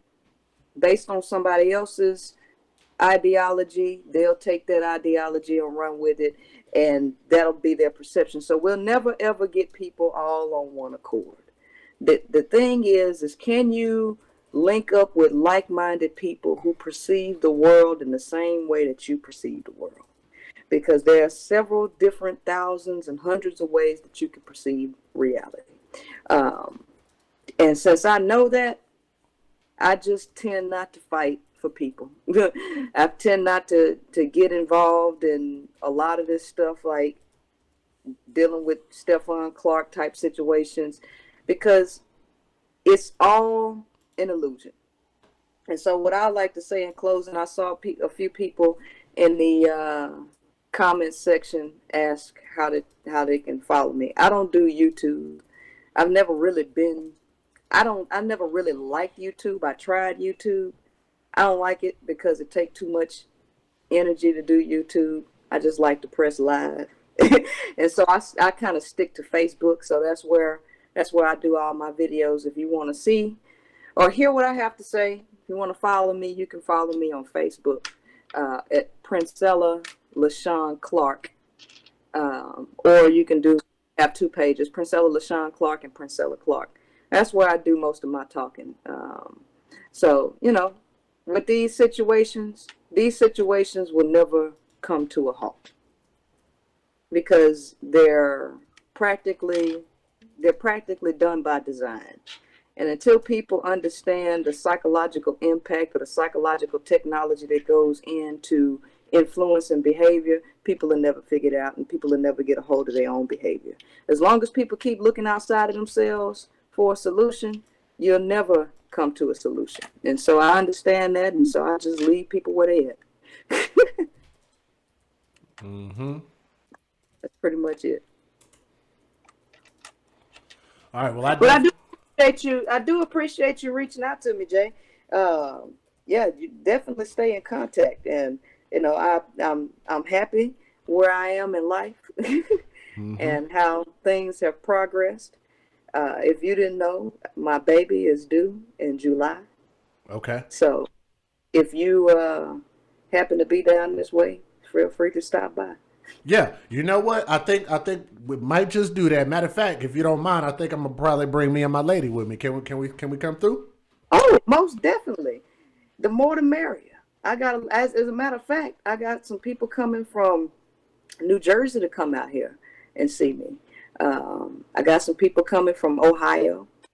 So, and you closer to me, you closer than they are. So absolutely, the more the merrier. Yeah. My baby shower, we're trying to do my baby shower close to a week after Mother's Day.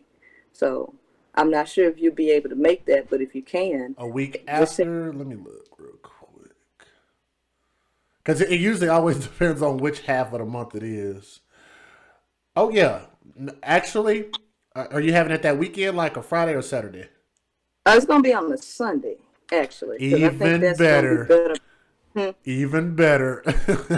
Yeah, I'll try to have it on a Sunday because I think it's better for everybody, because I got friends that's in the car business, and Saturday is the most busiest day, and I don't want people to miss out. So if you can make it, then just send me your address, and I'll put you on the list, you and your girl on the list, so I can send you an invitation through the mail.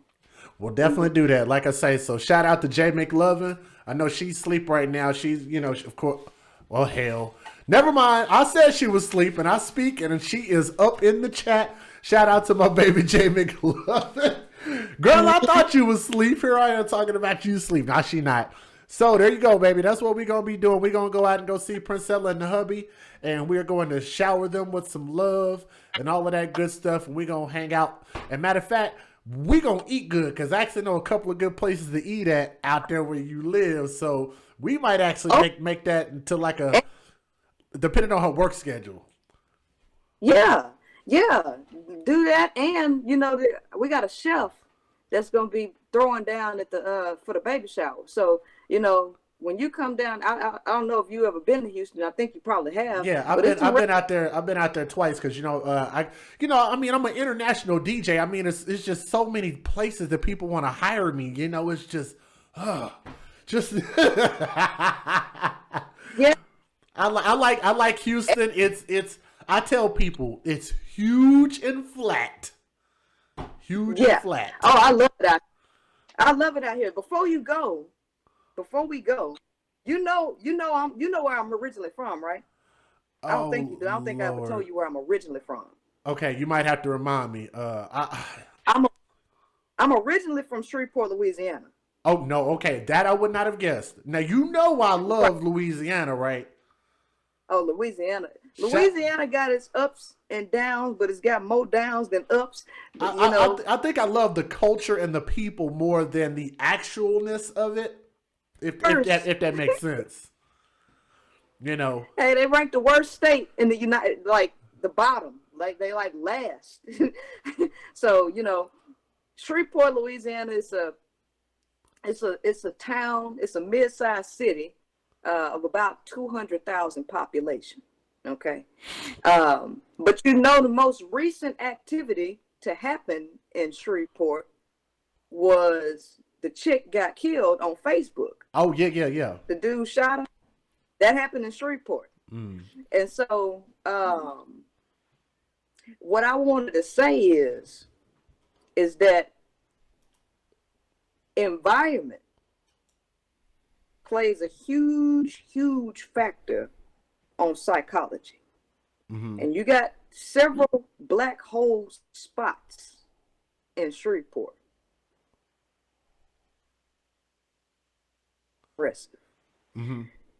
Shreveport is like 10 to 15 years behind everybody else. Man. Okay. And so when you realize it until you leave, I would never move back to Shreveport. Even when I go visit, I be trying to hurry and get up out of there. I don't even want to stay that long. Man. No, I'm serious. It's that the energy down there is that bad. So you have a lot of unprogressive people that link up, and it's probably the worst place for slave mentality. So when people ask questions like, why do females keep choosing thug type Negroes? You got to understand, a hood rat don't qualify for nothing else but a thug type Negro. Like attracts like. And when you're in proximity, and that's all you around, and that's all you know, that's all you're going to hook up with. Because I'm going to tell you, the people in Shreveport who have never left believe that they live in the city. They believe they live in the city. And people think that they can make it in music out there. They think that it's no place to be if you want to be progressive. I was going to say that word too. Progressive. Yeah. No, it's no place to be. And a lot of those people down there are trapped. They trapped. And so, I have a few people, including myself, that have left. They don't go back. Like I said, Louisiana is probably the worst state, or is ranked like the worst state in the United States. That's not by chance. The politics are messed up. The schools are messed up. The taxes are like the sales tax, or it's almost 10% out there. It's kind of high. Yeah, that is high. It's like 9.8. So there are a lot more layers to this thing than than people are really giving credence to. And so I try to let people know that, hey, history is a good thing. You have to know history. But history is not something that you use to live in. You don't live in history because it's over and it's done with. You use history to improve your future, to improve upon mistakes that you may have made in the past, or to, even if it wasn't your mistakes, others' mistakes. So you don't repeat the same cycle over and over again. Well, if we don't get out of a victimhood mentality and start using our critical thinking skills, which, by the way, the school system doesn't teach that. It strips us of critical thinking before we even get to school. But if we don't start using critical thinking and use the past to improve upon the present, we're never going to get anywhere. And if you don't remove yourself out of toxic environments, you have no chance of getting better. Agreed. The people who flourish in Louisiana, especially Shreveport, They do not work jobs. You have to be an entrepreneur in Shreveport. That's the only way you're going to make it in Shreveport. Entrepreneur. So you have to leave Shreveport, go to a more progressive city, and then come back with new ideas and start a business. It's the only way you're going to flourish. Yeah. There's no jobs out there.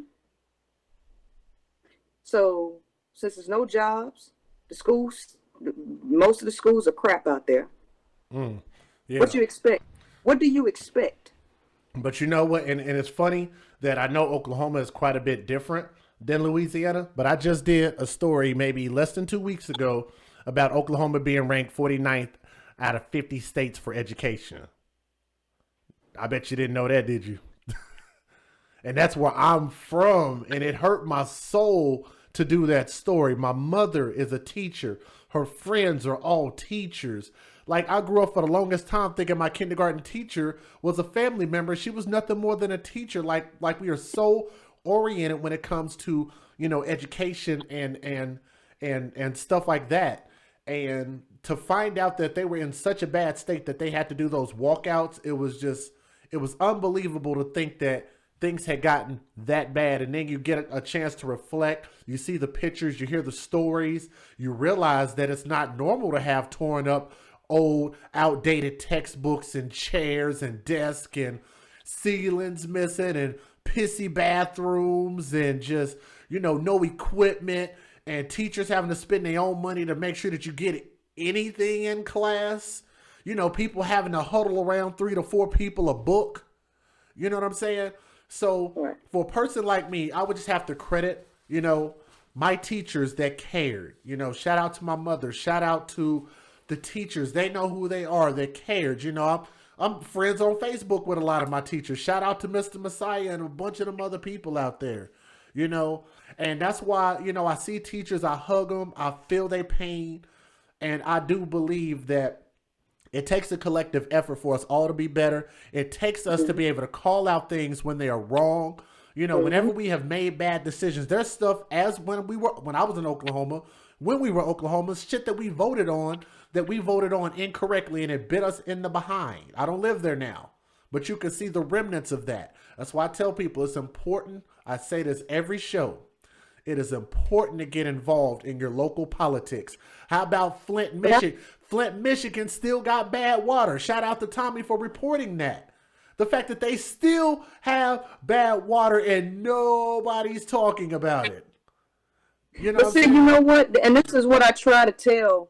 See, this is what happens when people don't do critical. The reality is that the majority of people do not know how government is structured. They don't know how government is structured. So they're fighting on a national level with things that are local issues. And you're never going to improve local issues fighting on 3 levels above municipal. So it's like, okay, you get out here, you march, you protest, you beg, you whine, you complain, but you don't show up to the city council meetings. Worried about what the president doing. Right. The thing is that every single city, and this is another thing, white people are the majority population in the United States. Okay? Since they are the majority, Black people have to understand that where their power is, they have to first live in a majority Black city. That's the first thing, okay? Mm-hmm. Because if you don't live in a majority Black city, then you're going to inevitably lose, even if you decide to go to the city council meetings. Because every city is divided up into districts. And so each district has its own city council member. And the city council is like, that's your ruling party. If you cover the majority seats in the city council, now you have the power, because you need the mayor, you need the city council seats, because the mayor hires the police chief. Okay, the people hire the mayor, and the people hire the city council members. Well, if you don't live in a majority black city, then the candidate that's running for your district may not have your best interest at heart. I can't say nothing. Okay, so when people don't understand government, first of all, no matter how many police shootings out there that occur, the reality is it's not a national issue, because each city has its own police department, and each city has its own mayor and police chief. So there's nothing that's going to really be done on a federal level, on a local level, when you have your own mayor, which acts as the president of the daggone city. That's right. That's absolutely right. Wow. So people don't when people talk about get educated and knowledge is power, they skip over everything that's actually important to them. They get into the Anunnaki, they get into that, the Malachi York stuff. They get into all this other stuff away from the things that affect or impact their everyday life. Ain't shit Malachi York gonna do for you. Ain't nothing polite or none of that information that they giving to you about the 13th galaxy, and none of that is gonna help you in where you need help at. If you want a better school environment, the first thing, it has to deal with the city budget. Yep. Well, if you have no control, or you don't have somebody who is on your side over the city budget, then guess what?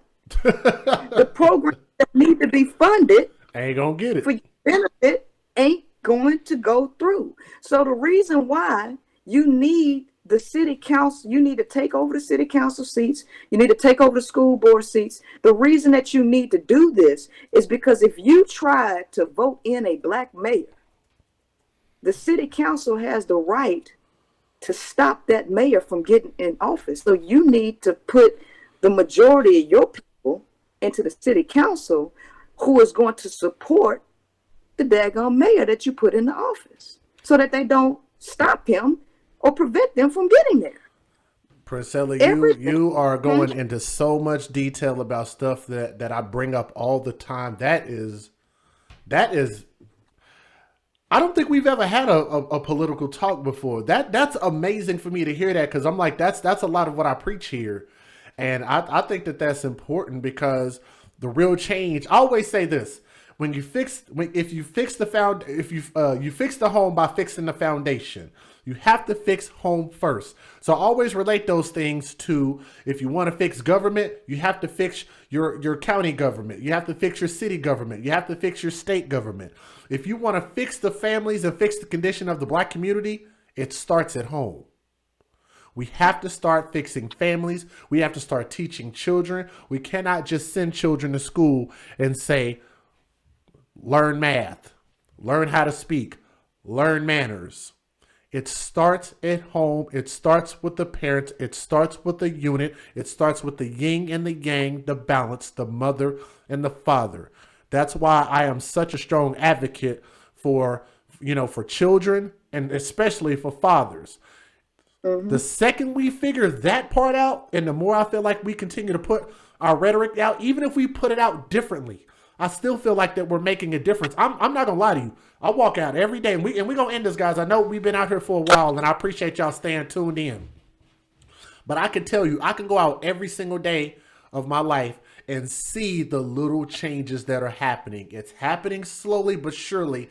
But I like to think, just stay encouraged, that just know that everything that you guys and everything that Tommy's doing, and everything that everybody's doing that has in their heart to make a positive change, I see it happening. The real consciousness starts in effort. and what you're actually doing as opposed to just what you're speaking? You know what? It's not even effort. Effort is not even the first thing. The first thing is desire. And this is when I say that people are on different levels and have a different understanding and a different perspective. Your visions and your desires will never be somebody else's. So, and somebody else's understanding will never be your understanding. So people like us are looking at people who have no idea that they screwed up. And so there is no solution to a problem that does not exist. The vision that you are creating in your mind is not held by the people who you're criticizing. Your desires are not held by the people who you are criticizing on a day-to-day basis. These people are completely oblivious to everything that you know. So where there is no desire, there will be no action put forth towards rectifying a problem. Only you see the problem. Only I see the problem. Only the people who are watching this video see the problem. There's a lot of people who don't see the problem. And even if they do see the problem, they really don't even know the depths of this problem. See, most people, I saw somebody say, stop single parent households. But it doesn't start as single parent households.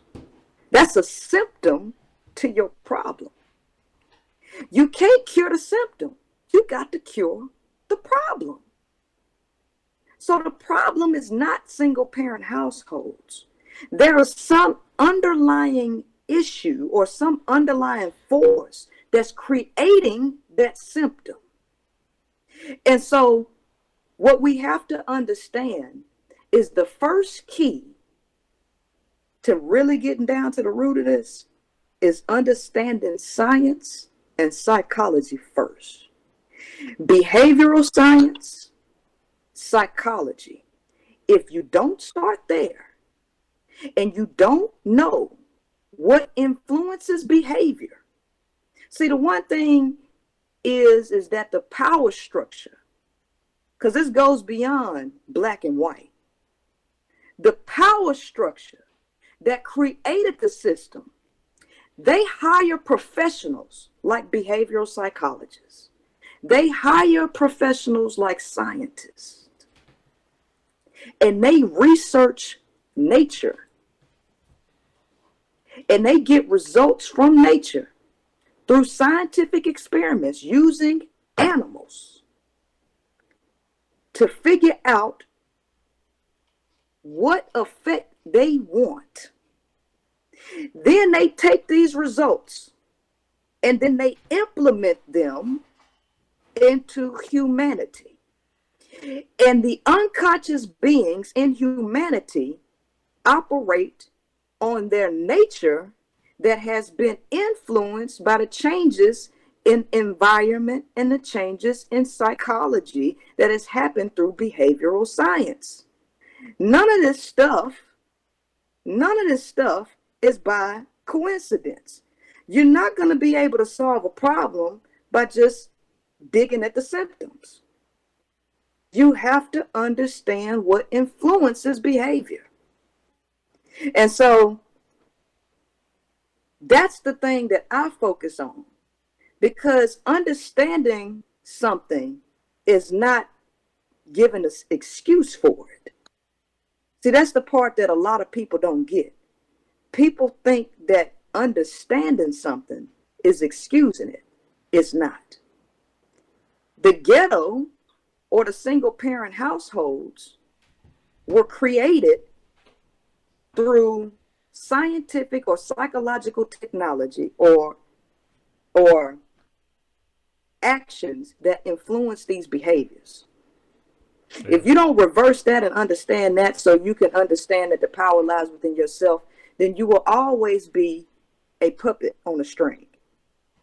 The difference between human beings and the difference between animals is that the animals do not have the ability to look within self and come up with a alternative solution to get out of their issue. So when John Calhoun did the experiment on the rat utopia experiment, he got perfect results because the rats had no ability at all to change their situation.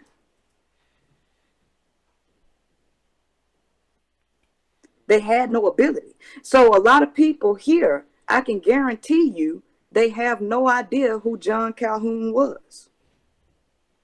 They don't know the experiment that was done. And they don't understand behavioral science. And because they don't understand this and they don't understand nature, they will always continue to stay on the surface of the symptom and not the actual root of the issue.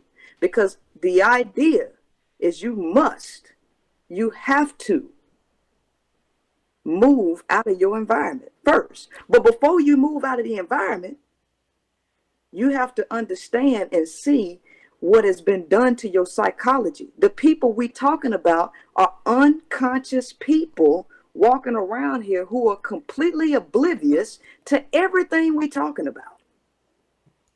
They're oblivious. And these people believe that their thoughts are their own. Everybody believes that their thoughts are their own. Nobody believes that their thoughts have been implanted in their heads. Everybody running around here with programmed thoughts. But that's a topic for a whole nother discussion, because that goes deeper and deeper into programming psychology and techniques that are used by the people who are in power. Yeah. Yeah, we'll definitely like I didn't know that it was going to be as good as it was. Like, I felt like it was going to be good, and you just reaffirmed for me that it was a good idea to reach out to you. Like, seriously, like I'm engaged. I'm up. Like people are inboxing me like crazy, like they want to hop on the panel and talk and this and that. They don't want the show to end.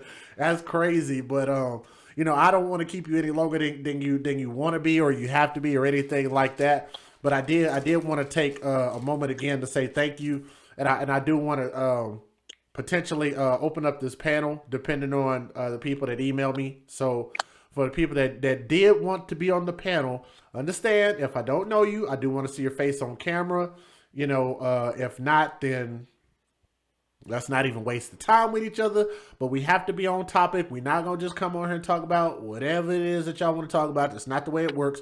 We have a topic. We have structure, and I'd love to stick to our structure. Why? Because it works. So I'd like to thank you again, my sister Princella, man. It's amazing. Again, look for me and Jay McLovin to be looking to come out there, man. I definitely need to come out there. Shout out to my boy Po Boy out there in Houston. Shout out to my boy Goldie, the DJ out there, and a couple other people I know out there, man. We're gonna definitely have to click up and do some things. Shout out to the homie Georgia out there also. So yeah, we're gonna definitely have to link up here real quick. Like, do you have to go or do you want to? No, I don't have to go. You know, I'm awake now. When I was waiting on you, I was sleepy. I was like, damn, I don't know if I'm gonna be able to do this tonight. Okay. This is the way we're gonna do this. Like, we're going to convene quickly and precisely. So what I'm gonna do is I'm gonna thank everybody that watched the show. If you guys like the shirt, the live t-shirts, please pick them up on Spreadshirt, which the guys are posting a link out there. It's the last link on there. It is Life Shirts, and it stands for Love Yourself First Every Day. LYFE. Those shirts are available in a lot of different colors. They're available in men's, women's, kids, girls, boys, and their accessories out there. Also, I'm going to have more designs coming up this week. So just click the link, see what you want, buy it. Straight like that. I made them as cheap as I possibly could and available for you guys to do that. I promised this a site and to be able to post those designs. And I got a lot more coming, at least about 20 or 30 more designs. So just stay tuned on that.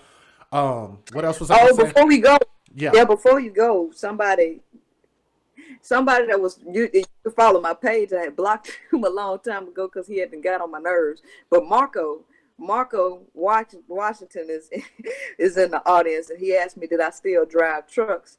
And I just stopped driving trucks so I could have my baby or whatever. Right.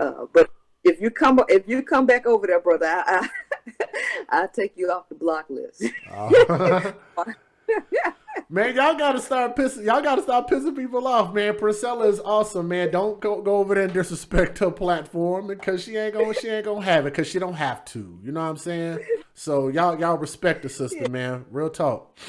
But for everybody else, man, I'd like to thank y'all that donated. A couple more came through. I'm gonna read them off real quick. I'm gonna reiterate the first couple, which was my sister Tanisha, which runs Morning Soda with Tommy, Kelly Brown Eyes, my brother Classy Young Man, April Jones. Hold on, let me make sure I can say this name again. Trisha G in the chat. E Goose is me, Erica, Pandorians. I see you there, Pandorians. Relationship Rehab. Subscribe to the Guru and the Whore channel. Subscribe to the Relationship Rehab channel. Subscribe to United Guns of America. All three of those channels are his. Shout out to my sister Diana P. Shout out to my guy Pinko Kami that's in the chat. Well, let me see. Did he say something? Yes, he did. Great show and pretty guest tonight. There you go, Pinko Kami. But guess what, my brother? You didn't see that thing right there, man. You didn't see that thing on a hand, my brother. You feel me? Also, from my sister, I think she's out there. I don't know if I can say her name, but I'll read the message. Great show. I picked a random number. I'm actually studying behavioral psychology notes and questions while I'm watching. But so is my girl. That's the same thing she's doing. Oh, yes. Pandorians, I will read your message, sweetheart. I will. Yes, ma'am. Oh, yeah. Behavioral science is right where it's at. That's the behavioral science and just basic human psychology. This is where your power is. If you don't get that, you're not going to get anything. Yeah, dig that. So, yeah, shout out to you out there. This is for my sister Pan. I'm sorry, Pan. I didn't know it was a message in here, so that was my fault for overlooking it. So my sister Pan said, I am a Sacramentan. So from Sacramento, California. Since Stevante is so big and bad, I challenge him to go to Roseville or Folsom with that attitude. I'm assuming she's talking about the prisons. This Fruit Loop claims he loves black people but can't house his own mother, even though he collected $4,000 for his mother. But that's we've already covered that. Why is she homeless, Stevante? Help the blacks in your family. Again, help the blacks in your family. And that was from my sister Pan. So shout out to my sister Pandorians. I think I got everybody else's message in there. I don't know how I missed Pandorian's message. I'm sorry about that. Okay. I think that's everybody. So what we're going to do is we're going to say adieu, an au revoir. We're going to cut it right there. This is now going to be officially part 2. Right now. So when we come back and you watch the show disappear, it's going to reappear on a different show. So don't be surprised when it shows up as a separate thing because, you know, sometimes when we do these panels, I don't know where they're going to go or when people have to drop off or anything like that. So I want to just make sure. And let me see who asked for that. Okay, Rochelle, got you. Give me just a second. So I just want to make sure that we get the proper people on here. Rochelle, you are now on the panel place. So all you have to do is just click the video and you'll be able to hop on. Oh, dang, we're under 2 hours. I thought we was like at 3 or 4 hours. I ain't gonna lie. I thought we was way over. Let me see here. Who else emailed me? Oh, Lord have mercy. Man, y'all look so hard-headed. Chastity, I don't know what's wrong with them people, man. They talking about they want to hop on this panel. I only got one email. Come on, guys. Oh, Marco. Yeah, you've been gone for a while. Marco been gone for a while. So not only am I pregnant, I got married. I got married in August of last year. So I'm having a baby girl. I'll be 7 months pregnant Monday. Hi. Hey, how you doing?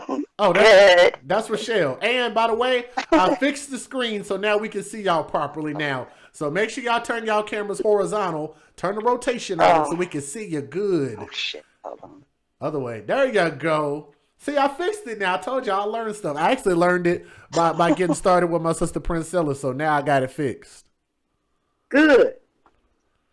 So now we can be in HD and we got room to show other videos at the bottom if we need to. Where's Jason? He didn't want to get on? Oh, hold on. I told people, I said if they want to get on, email me at sotoyourdig@gmail.com.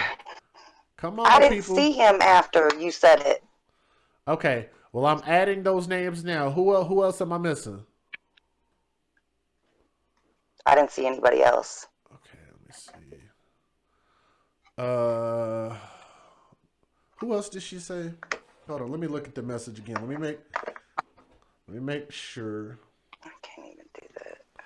We almost had about 500 people watching. That's pretty good. You know, I thought we had a pretty good show. There's one person I'm not going to add, and they know why I'm not going to add them. So, kiss my ass. Guys. Sorry, been a long night. What up, Pandorians? Thank you for the support, sweetheart. How are you? Oh, no problem. I thought the message was funny, and I wanted to see who wanted to get you to laugh. I don't know why I skimmed through that, and this dude. Yeah, I don't know why I skimmed through that. Saw everybody's message and missed yours. That's my fault. No, it's no problem. Congratulations, Princella. Oh, thank you very much. I appreciate it. Yeah, she got big things going on over there, man. So I'm definitely proud of her here. I'm gonna turn my camera off. Maybe that'll help me save a little bandwidth. So y'all on the panel might not see me, but everybody else that's watching the show, y'all will be able to see me. And Jay McLevin said hi, Rochelle. I can't see the people on the panel. I don't think their mics are on either. Pan's Mine is. Yeah, Rochelle's mic is on. Pandorian's mic is muted right now, and Chaz's mic is was. I'm here. I don't see anything. I don't see comments. I don't see anything. Is it like a black? That's good, girl. You don't want to know what they're saying anyway. Right. Okay. I don't know how this goes, so I don't know what I'm supposed to see. Oh, okay. Basically, all you'll see, unless they turn their camera on. So right now, those three don't have their camera on until they turn it on. Okay. Sometimes they do that just to save bandwidth, so because it lags really bad if the internet is bad. But outside of that, you should be able to just hear them. Oh, okay. That and I'm in PJs. Okay. Do we have any men that want to join the panel? I heard Jason Gunn wanted to hop on. I added him. I added Beat No Logic. I don't see him on here. Skohar, what did I miss? Did you want to hop on? What the heck does Sko? What did Sko say? What did I miss? Well, I don't know who wants to join. Like, what the hell? Who? Okay, guys. Who else am I missing? Jay McLovin, DJ C Smooth said hi, baby. Yeah, it looks like it's a female panel. Guys, that is so crazy how many times I've begged for women to get on the panel, and now I have all women on the panel. That's interesting. Oh, Jason might be coming.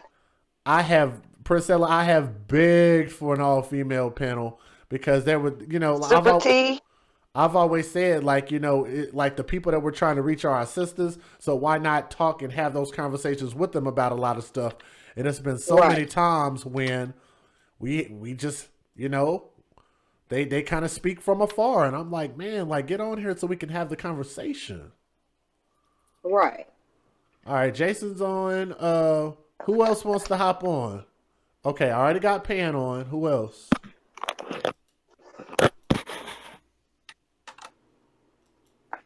I cannot believe we got that show done in less than 2 hours. All them videos. I'm shocked. Y'all forced me to be here, but I'm here. You know you wanted to come join. He said force. I was under strict duress. Oh my God. All right, so this is what we'll do. We'll give everybody a chance to get themselves together. What I'm gonna do here is I'm gonna play that song by my brother Callfo 405 that sent me that song. It's real short. I'm gonna play that real quick, kind of as an introduction. After that, I want to jump right into the topic and hear what you guys have to say about what you saw or what you think about what me or Princella said. All right. Again, this is my brother Callfo 405 KALFO 405.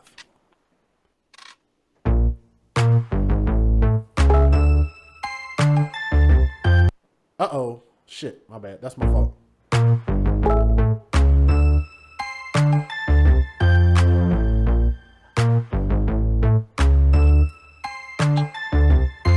Baby, you don't ever gotta worry about it. Don't ever gotta worry about it. 'Cause all is forever yours, forever yours. Yeah. She say she want the truth and she don't wanna hear no lies. But I'm knowing that my truth about to catch her by surprise. Name ringing in these streets was once a bad act to follow. Living for the day but still praying for tomorrow. Had to change a couple ways, though the hustle been addictive. Been out here getting paid, solidifying my position. Waking up next to you like this the shit that I've been missing. Catch you while you cooking, bend you over in the kitchen. Ignore the phone in the door, the situation too explicit. From day one I had you going, you been head first in it. So what you say you need, I make sacrifices to get it. Continue pleasing you like it's a job that's never finished. Fuck them niggas you been used to. Hey, gonna tell them that we still both connected like a Bluetooth. I hope I answered all the questions on your brain. Don't compare me to your last, we don't operate the same. I'm home. Baby, you don't ever gotta worry. Don't ever gotta worry. Don't ever gotta worry. Don't ever gotta worry. 'Cause all is forever yours, forever yours. Yeah. Baby, you don't ever gotta worry. Don't ever gotta worry. Don't ever gotta worry about it. 'Cause all is forever yours, forever yours. Yeah. So it's just us against the world like it should be. We wasn't used to having space so we could breathe.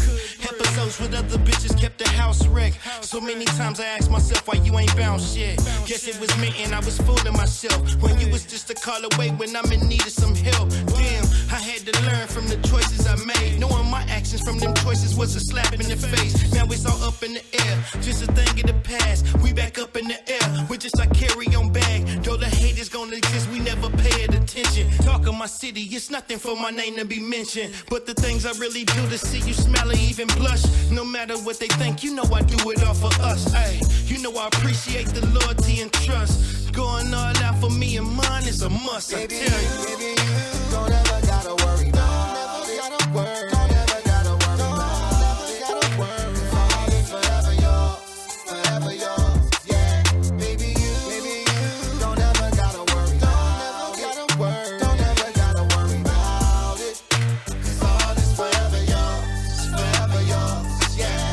Baby, you don't ever gotta worry. Don't ever gotta worry. Don't ever gotta worry. Don't ever gotta worry. 'Cause all is forever yours, forever yours. Yeah.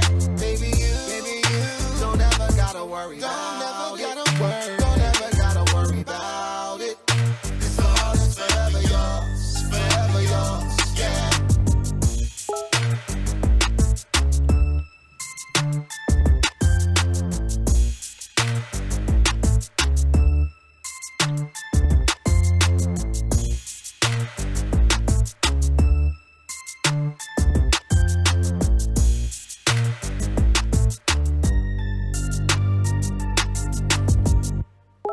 Yeah, man, that's my brother Callfo 405 KALFO 405. I don't know why I'm having such a hard time trying to find where he sent me that message. Yeah, and the music was going in and out at first too. So shoot, the people on the show should be able to hear it. Now, if you guys couldn't hear it, it could be the connection too. Stay live here. Yeah. Yeah. I heard it. What's up, Beat No Logic? Yeah, I'm good. I just ate a while ago. Aha. Let's see. Yeah, it doesn't say live, so. You say it doesn't? Everything's all right. Yeah, it doesn't. Yeah, I see it. Matter of fact, I'll even refresh it just to make sure. It's still counting on my end. Yep, it's still counting, bro. Maybe it's just on my end. Wow, can y'all believe that? We had 499 people watching. I couldn't believe the fact. I couldn't get one more person. Since I came in, even later when someone asked, it was 150 more people, so it was going fast. Yeah, I was hoping we could have got one more person to watch. To hit 500 would have been nice. That would have been nice. Well, numbers, I'm pretty sure I got some of my people to come over there because I didn't even tell anybody on my page. I think I told one or two other people, but I didn't tell anybody I was gonna be on there. So that's probably why. I mean, if I would have, I'm pretty sure you would have hit 500 easily.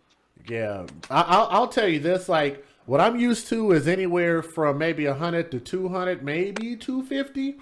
So for the extra jump, just wherever it came from, all I can say is just, thank you. Like I don't know what it is about this channel, because I mean, I'm not surprised when we have videos that reach 5,000, 10,000, 15,000 views, because we have almost. I've got it up to almost 12,000 subscribers now. Oh, that's good. Yeah, and that was when we started, when at the time when that particular person left, it was right around 4. Right. Yeah. I want to say something real quick. I don't know if you guys can hear it, but I hope you can't, because I have my windows open and there's this big machine doing some kind of major work close to me. So hopefully you guys won't hear it. We don't hear it. It's loud. No. So. We don't hear it. Yeah, no, that's good at least. But I'm telling you, guys, I'm so sick of it myself because it's too loud. You know what I mean? It's one of those pile driver things. We can't hear it. What was you going to say? You was going to say something in particular about something? No, I was just saying it's like a pile driver or something. It's just really loud as fuck, and I'm so sick of it now. Oh, okay. Yeah, you're the only one that can hear it. Yeah, thank God for that. Okay, so who wants to start, man? Me and Princella have done all the talking, man. You guys want to talk about the topic? Yeah, I think it was really, like, she had some good inputs, and it was really funny, too. So I don't blame people for coming and wanting to see this show, because it's funny, and it's entertaining, and it's good. So I can totally see why. It's funny, but it's also sad. Yeah, I agree. I think it's also sad that you were right. I believe a lot of it is attention. But also, I think that he is mentally ill. I think he's suffering from bipolar, like severe. And then him adding drugs on top of it is not helping. So you don't think he's he's mentally competent?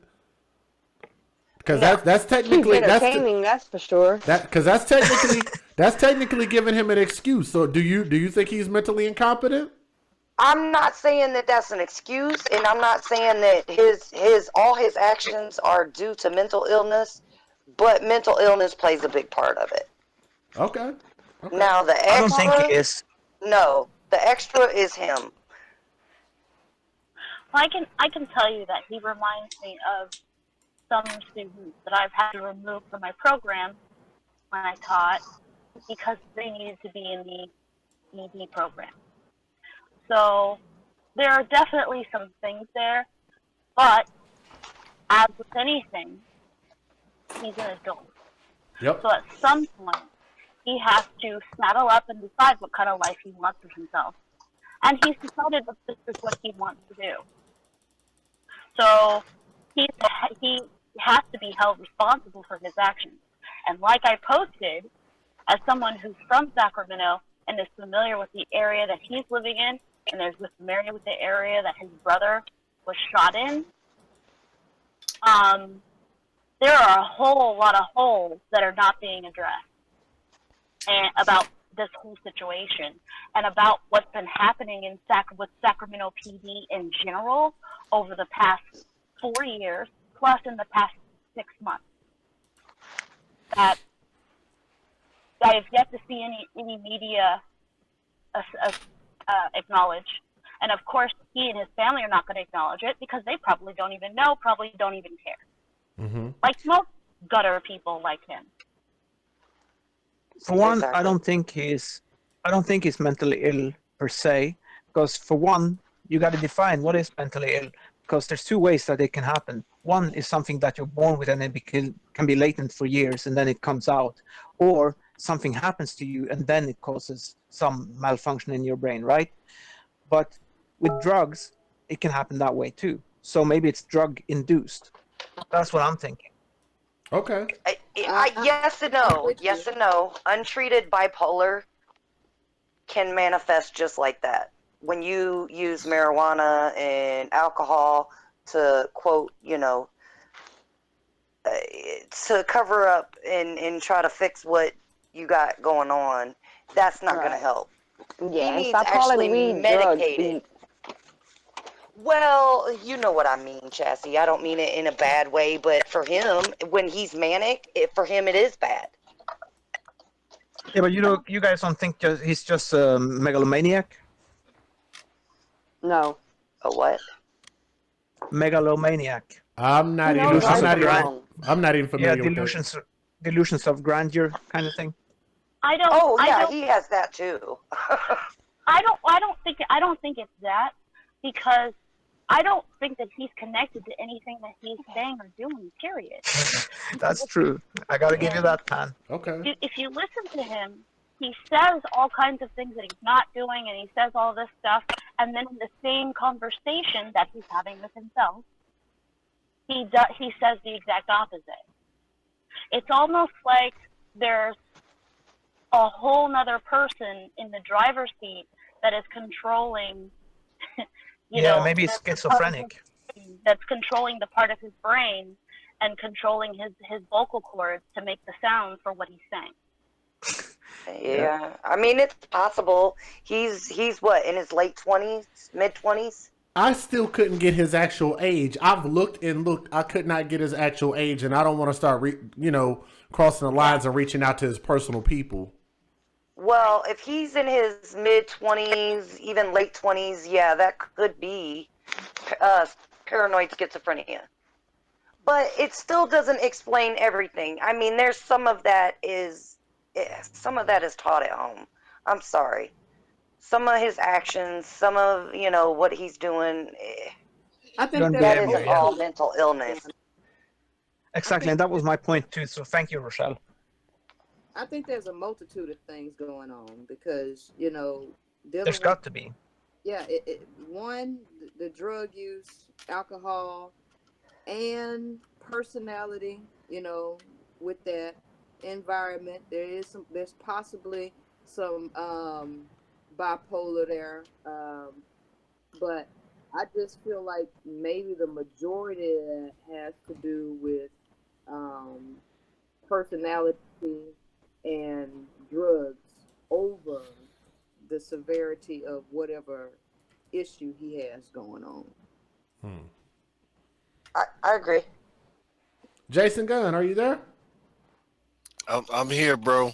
Are you not gonna chime in? You know you're opinionated. I like your opinion. He is so quiet tonight.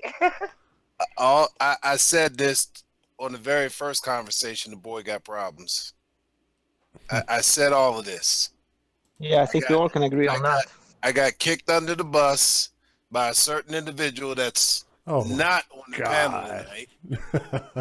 But anyway, that defended this boy to no extent. And I said from the very first day that the boy, he's a retard. There's no other excuse. He's a retard.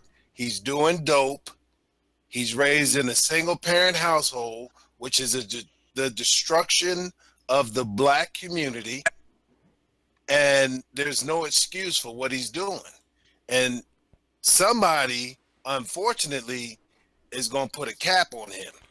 You know what? And that's funny that you bring that up. How many of you people believe that his friends are going to be the ones that kill him? Absolutely. Because he got money. He's walking around with all of this money. And I'm telling you, just like the little girl over there in the dollar store with her little $3,000 check. Oh, yeah. She had. Priscilla, did you hear about that? Yep. Okay. So I don't need. Yeah, you guys gotta listen to that story. Like she literally forced her mom into a situation where her mom brought her tax money, and brought. I don't know why she wanted for her to bring $3,000 in cash to her job. She did, and when she left, she was robbed and killed for it. That was an older story, right? It was this year. Let's just say it was this year. Okay, yep, I did hear about that. Well, same thing's gonna happen to this clown. Somebody's gonna want his money, and they're gonna come and get it. If you guys, well, they're gonna have a hard time finding it in that house. Well, No, I maybe. bet that money is gone. I bet he was telling the truth about that. But see, the point is it doesn't matter if he has the money or not. Right. It's just the point that he's bragging, he's talking crap, he's walking around flossing everything that he doesn't have, and somebody gonna put a cap in him. He's walking around with a target. The thing is, oh, I'm sorry. Go ahead. they don't call it a concrete jungle for nothing. What we dealing with are a bunch of wild animals who are unaware that they are wild animals. And so, you know, we're dealing with a bunch of programmed zombies. And so, Absolutely. when people have never had anything, you know, because you can just look at his antics. When you looked at the video when he was in Best Buy, what was the key thing that you saw? This is the part that makes me believe that this is more personality, more brainwashing, more just monkey antics than it is mental illness. Because what was he imitating in the store? He had a stack of money and he put it up to his ear. He knew what he was doing. He's imitating rappers that he sees on TV. And there's something that someone said in the chat too, and I want to hear what you guys think about that, because they were pointing out how he was supposedly an MK Ultra survivor and a fuck up in that sense, and the money that he got was a payoff and whatnot. Do you think that's a possibility? He was like you said, brainwashed? No, see, this is the thing. I don't give excuses to anybody. Matter of fact, give me just a second. I'm sending the link right now. But no, this is the thing. I don't give excuses to anybody. This is a grown man doing dumb things because he chooses to be dumb. Well, here's the thing with that. Yes, they choose unconsciously, but a lot of these people are unaware that their thoughts are not their own. They believe that they're making choices. They're not making choices. It's like this. If you know that a baby is going to turn their cheek when you rub it, is the baby making their own decision, or are you setting it up for the baby to do what you know is in their nature to do? That's nature. I'll give you that. But I don't agree with that. No, just answering her point, I agree with that point. That's nature. I don't agree with what she just said, the whole statement. I don't agree with it. Okay. Well, you didn't let me finish, because if you don't here's the thing: if you don't understand behavioral science, you wouldn't agree with it because you don't know where I'm coming from. The reality is when you play chess, you set up moves. You know the behavior or the nature of somebody else, what you're doing. So it now becomes a situation: who is more aware and who is more intelligent. I described this situation dealing with not the Asiatic, but the Aboriginal guy over there in Australia who was watching the monkeys. There's a video out there where this guy is paying attention to the monkey. He's trying to find out where some water is. In order for him to find out where the water is, he has to know the nature of the monkey. The monkey is going to lead him to the water, but how is the monkey going to lead him to the water? Well, he gives the monkey salt, okay? The monkey eats the salt, he gets dehydrated, and he runs to find the water, and the guy follows. In order for that to happen, you have to know the nature of the monkey. If the monkey was aware that his nature was going to put him in a situation where he was going to basically wrap himself up, would he do that? Is that his thoughts, or was he set up to do exactly what he was planned for him to do? So What I'm saying is that human beings are no different from animals. They're no different in their nature. Most people think that they are doing things on their own accord, but they've been set up through behavioral science to influence the behaviors that they think they think are their own, that they think come natural to them, which it doesn't. And so you're not going to be able to circumvent or turn this around until you become aware that you're put in a position to act in a certain way based on your environment, based on the brainwashing. As long as you keep rolling here unconsciously, ignorant, all of that stuff, you're never going to change your actions or your behavior. All right. Do we got him on this? Is that him? I'm doing something wrong. Yeah. Hi, Tommy. Hey, what's going on, people? What up? What up? What up, Tommy? Hey, Tommy. So I wanted to bring you guys in. Everybody on your panel. I heard you guys are doing a great job. What's going on? Everybody's on the panel. Yeah, but Tommy, I think you gotta jump out and jump back in because you're crackling as a motherfucker. I can't hardly hear you.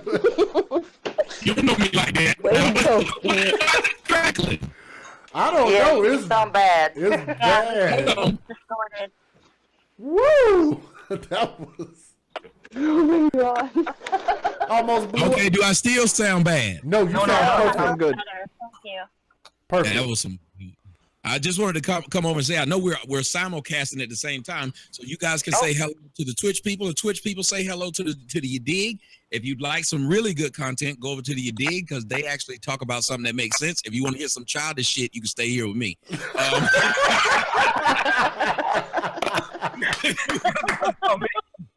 If you gotta love Tommy. Excuse me, I didn't mean to say that. If you want to hear some childish stuff. Hey. But I saw you guys talking about that Stevante Clark. If you could, Princella, do me a favor. Shorten it up what you were saying so they can know to come over there and listen to you. But tell them what you were saying about him, because dude is out of line. Mm-hmm. That's crazy. He's beyond out of line. I told them he's out of whack. Oh yeah, he's off his rockers. I told them that I believe that this is more beyond just mental illness. I honestly believe that this is just some monkey antics, some brainwashing, just and drug induced drug use. Yep. That has maybe altered him chemically over just maybe bipolar or whatever other issue that he might have. I just think that those things are the leading causes of what he's out here doing. But I just believe that a lot of this has to do with maybe trying to get more money or just trying to act a fool. Absolutely. Well, guys, let me ask you, why don't we really address the two big issues that we are having in the Black community? And I'm glad you guys are talking about it. And everybody that's over here who'd like to go over there, please go to the Soto You Dig and watch them before we get on to what we were about to talk about. But I'm just curious with them, why don't we talk about the two biggest issues facing, one, the Black community, because we care about the Black community first because we're Black. And I don't understand why people don't get that. If my house is on fire, I care about my house and put it out before it come over to your house. And even if your house is on fire, I'm still trying to put mine out first. Thank you. Right. So why is it that we do not talk about the two biggest issues that I believe are facing the Black community? Well, I definitely because common sense. Well, let me say them though. Outside of fatherlessness, I think it is drugs, and I think it's mental health. Go. Absolutely. You know what, Tommy? You know why people don't talk about mental health? They don't talk about mental health because a lot of these people do not believe that anything is wrong with them. True. A lot of these people are out here believing that they're normal. And I was trying to tell people earlier, there's a guy named Yuri, I can't pronounce his last name, but he used to work, he was a spy for KGB over there in the USSR. And there was, he described 4 steps to basically brainwashing a nation. And the first step is demoralization, which is a 15 to 20 year process. Well, a lot of these people have been brainwashed through propaganda, through branding and false or misleading information and things like this. And these people truly believe that their thoughts are their own. And so when you try to address them on their psychological dysfunction, they're going to fight you because now their ego is in the way. Oh, ain't nothing wrong with me. I'm normal. You don't know me. You can't tell me nothing about me. So psychology is a dwindling field. Okay. So there's not a lot of people that are actually getting degrees in this area. And then even if there is, you have a section of them who are practically going to be white. Black folks don't trust white people. They're not going to pay for psychologists, to talk to them. Right. So black people pay for what they want and they beg for what they need. So when they get money, they'll go out and buy shoes and everything else that they don't need before they buy food, pay their bills or rent or whatever.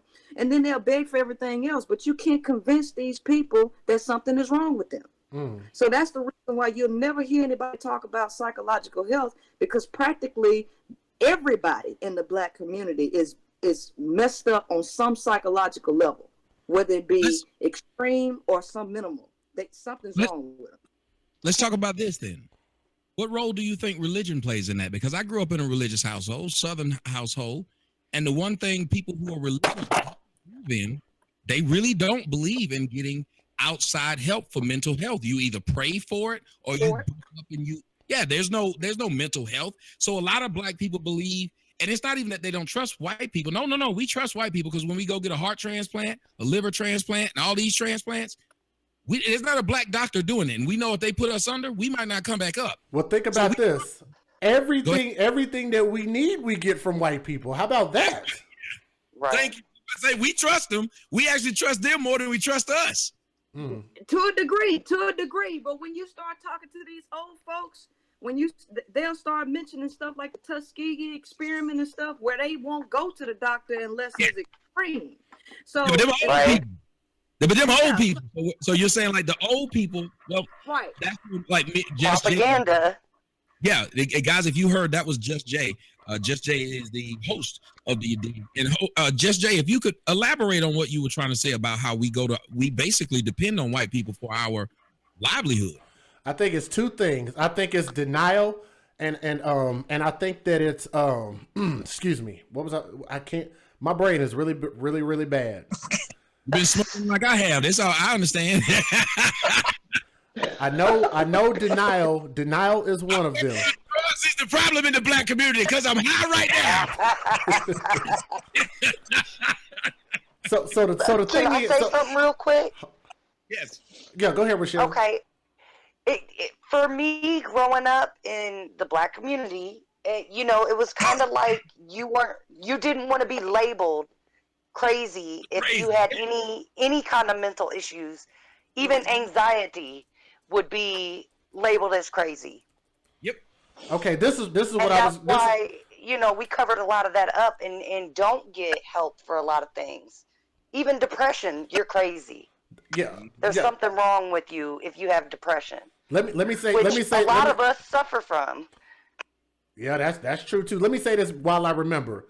Denial and false pride. Those are the two things that I was going to say. And again, Tommy, I'd like to thank you for hopping over here and supporting us and letting us, do what we do, man. We almost had 500 people watching while you probably had however many people you watching while other people was live. And I tried to tell people, before I get back to my point, this is why I feel like it's dumb for people to constantly try to tear us down and flag us down every goddamn day and think that that's the solution. When in all actuality, man, we got billions of people in this world and people watch YouTube from all over the world, man. Everybody could be live at one time and there'd still be enough content for everybody to watch and everybody to get their fair share. Number one, let me say that. It's dumb for them to sit there and do that. And we just proved that tonight in a very small group of people. That's the first thing I want to say. The second thing, when it comes to denial, we deny the truth. And I don't know what it is about us wanting to deny the truth. Whenever people show you something, they don't want to hear it. They don't want to see it if it's something that isn't conducive to them emotionally in a positive way. As opposed to what's factually true, they want you to care more about their feelings. The second thing is false pride. Because the thing is I call it false pride whenever you say that these people can't do anything good for you, but you have no way to do these things for yourself in any shape, form, or fashion. Black people ain't growing food. Black people ain't got businesses. Black people are not policing themselves. Black people aren't fighting in the army like that. There's so much that we depend on the rest of. Black people aren't even growing their own hair out of their own goddamn heads. How about that?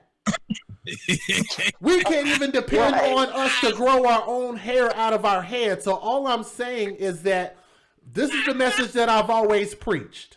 The message that I preach is that we all need each other, and the world especially in the United States, we need to work together better as a cohesive unit, because we ourselves, white people, black people, Mexican people, when we look at each other, we are not the enemy of each other. We are human beings first. I'm glad you said that, because that's the point. We're not just whatever race we belong to. We are a species. You know what though? We have no problem as far as the idea of human beings. We're all accepting of being human beings. You know what the problem is? We have a problem when it comes to being human. Mm-hmm. Don't mind being human beings. We just have a problem when it comes to being human. Because see, if we were human, we would really care about each other. Let me tell you why. Because we make jokes and we play around about this idea of death. But if people truly understood what death was and were human, we wouldn't be offering it so easy. Think about how we tell somebody, kill yourself, just because they said something we don't like. Think about how often we tell people to go through that door where there's no return. No one has ever returned from death. Death is final. Anybody that's ever had somebody that dies in their life that they really cared about, how did it make you feel when that person died? Now imagine every time you wish death on someone else, you're wishing that pain on everyone around them that cared about them. And yet we do it like it's nothing. Mm-hmm. Thank you, Tommy. Absolutely. That was powerful. Thank you.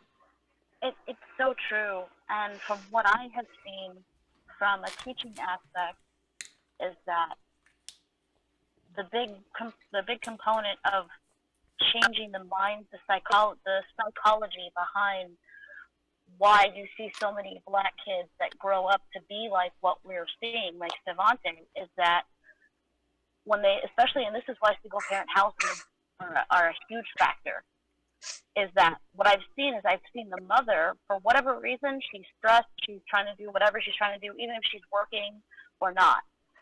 And she beats the children down physically and mentally so that when they grow up, they lack mental fortitude to actually deal with problems honestly and actually have honest conversations. Because if they did that, they would completely just break down and not be able to function, because that would mean that their whole life, they'd have to look at their whole life for what it is. So they act out and they continue these, and then and in the process of acting out, they're having all kinds of children, they're doing all kinds of things, and they're living loose and fast with their life. I want to say one more thing before I get back over here to being ignorant and y'all get back over to deep. I want to put this on all of you guys' mind and just hear what the panel over here on the dig has to say one by one before I let you guys go on this part alone. I think the reason that a lot of people will not go to get professional help, and that was one of the reasons why I started doing this back in 2009, because I said if they won't come to me, I'll come to them. It's because when you're in the room with me, or you're on the Skype with me, or you're on the phone with me, here's the problem. It's just you and me. Can't blame your mama. Can't blame your daddy. Can't blame your cousin. It's just dealing with you and how you deal with life. And most people, how America has taught people today, is that every problem you have is someone else's problem. So why would you go and get mental health help if you know that person's going to hold your feet to the fire instead of the people around you? Go ahead. All right, guys, let's go ahead and go down the list here. I'm going to start with my sister Chaz, since you're next to Tommy in this list here. How do you want to respond to that? Skip. Okay, thank you so much for your input. Let me go ahead and go to Beat No Logic. Why? The is full. Damn it, didn't even share. Brother Beat No Logic, how do you want to respond to that, my brother? Well, as someone who has been dealing with issues myself, I still say, even despite all the problems I've had, and I've been on medication in the past, and I'm not anymore, and I don't go out in the public space acting like this guy does. So, again, like I said, I tend to agree with Princella. There's no excuse. You can still behave like a human. I like it. Let's see here. Brother Jason Gunn, you want to hit us with it, brother? Are you still with me? Oh, okay. Yeah.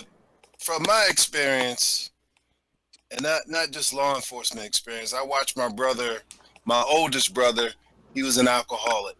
And my dad was an alcoholic. So, yeah, we had mental health issues within my own family. So I watched my oldest brother completely destroy himself.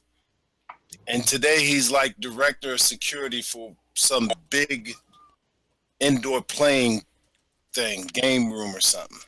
But my oldest brother was, he was my father, he was my mentor, and he was my best friend. So I understand what's going on. I get it. But the problem still stems from the rooted issue, the single parent households.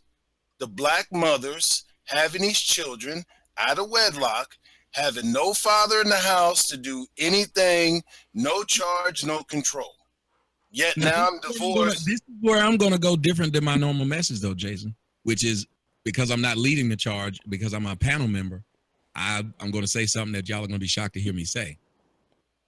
That's not just the woman's fault. I put the blame on the woman because the woman sits there and says, I'm this, that, and the other. But in essence, it's both of us laying down, knowing that we're screwed up and screwing each other, and then knowing a kid can come out of it, and then her letting us running. I was going to get there, Tommy, in a second. I'm sorry. But yeah, I agree. I was like, this is one of the few times I could actually. So but this ain't me. This is the other guy who took over my body. Go ahead. But this is what I was getting at.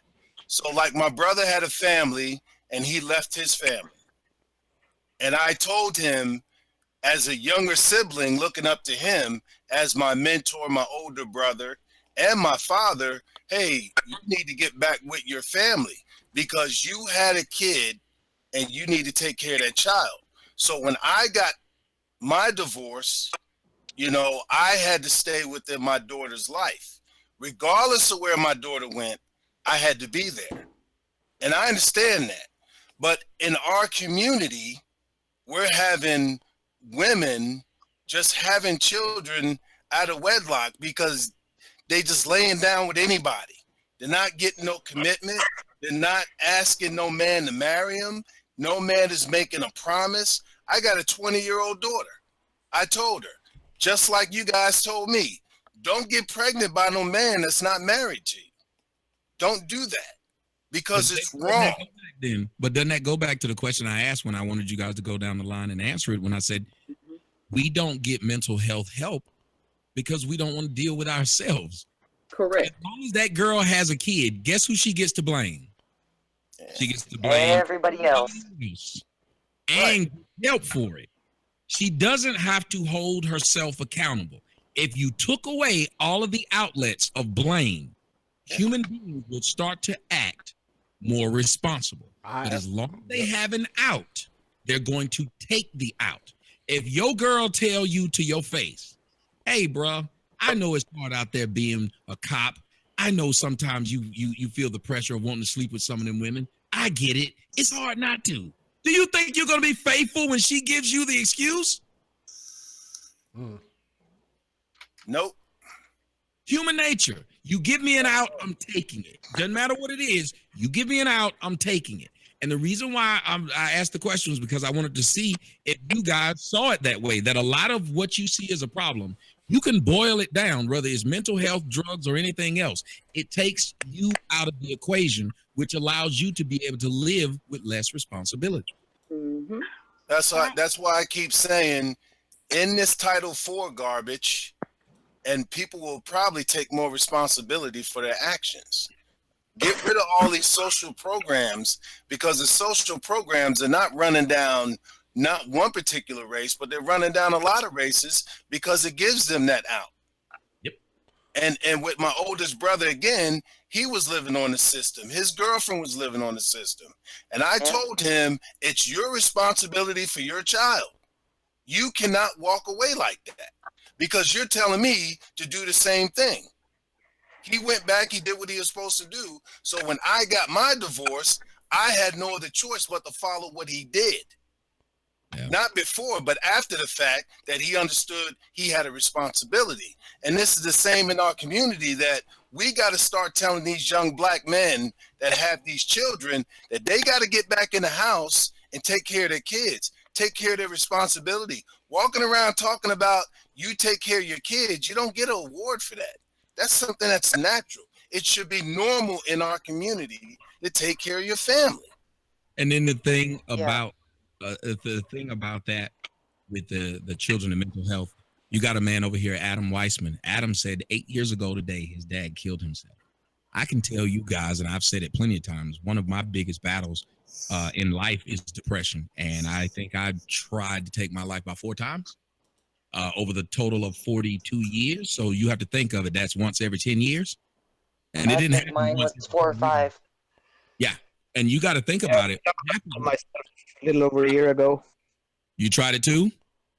Yep. Like it's people don't understand how hard life is. And that's what's funny, that we try to make each other's lives harder.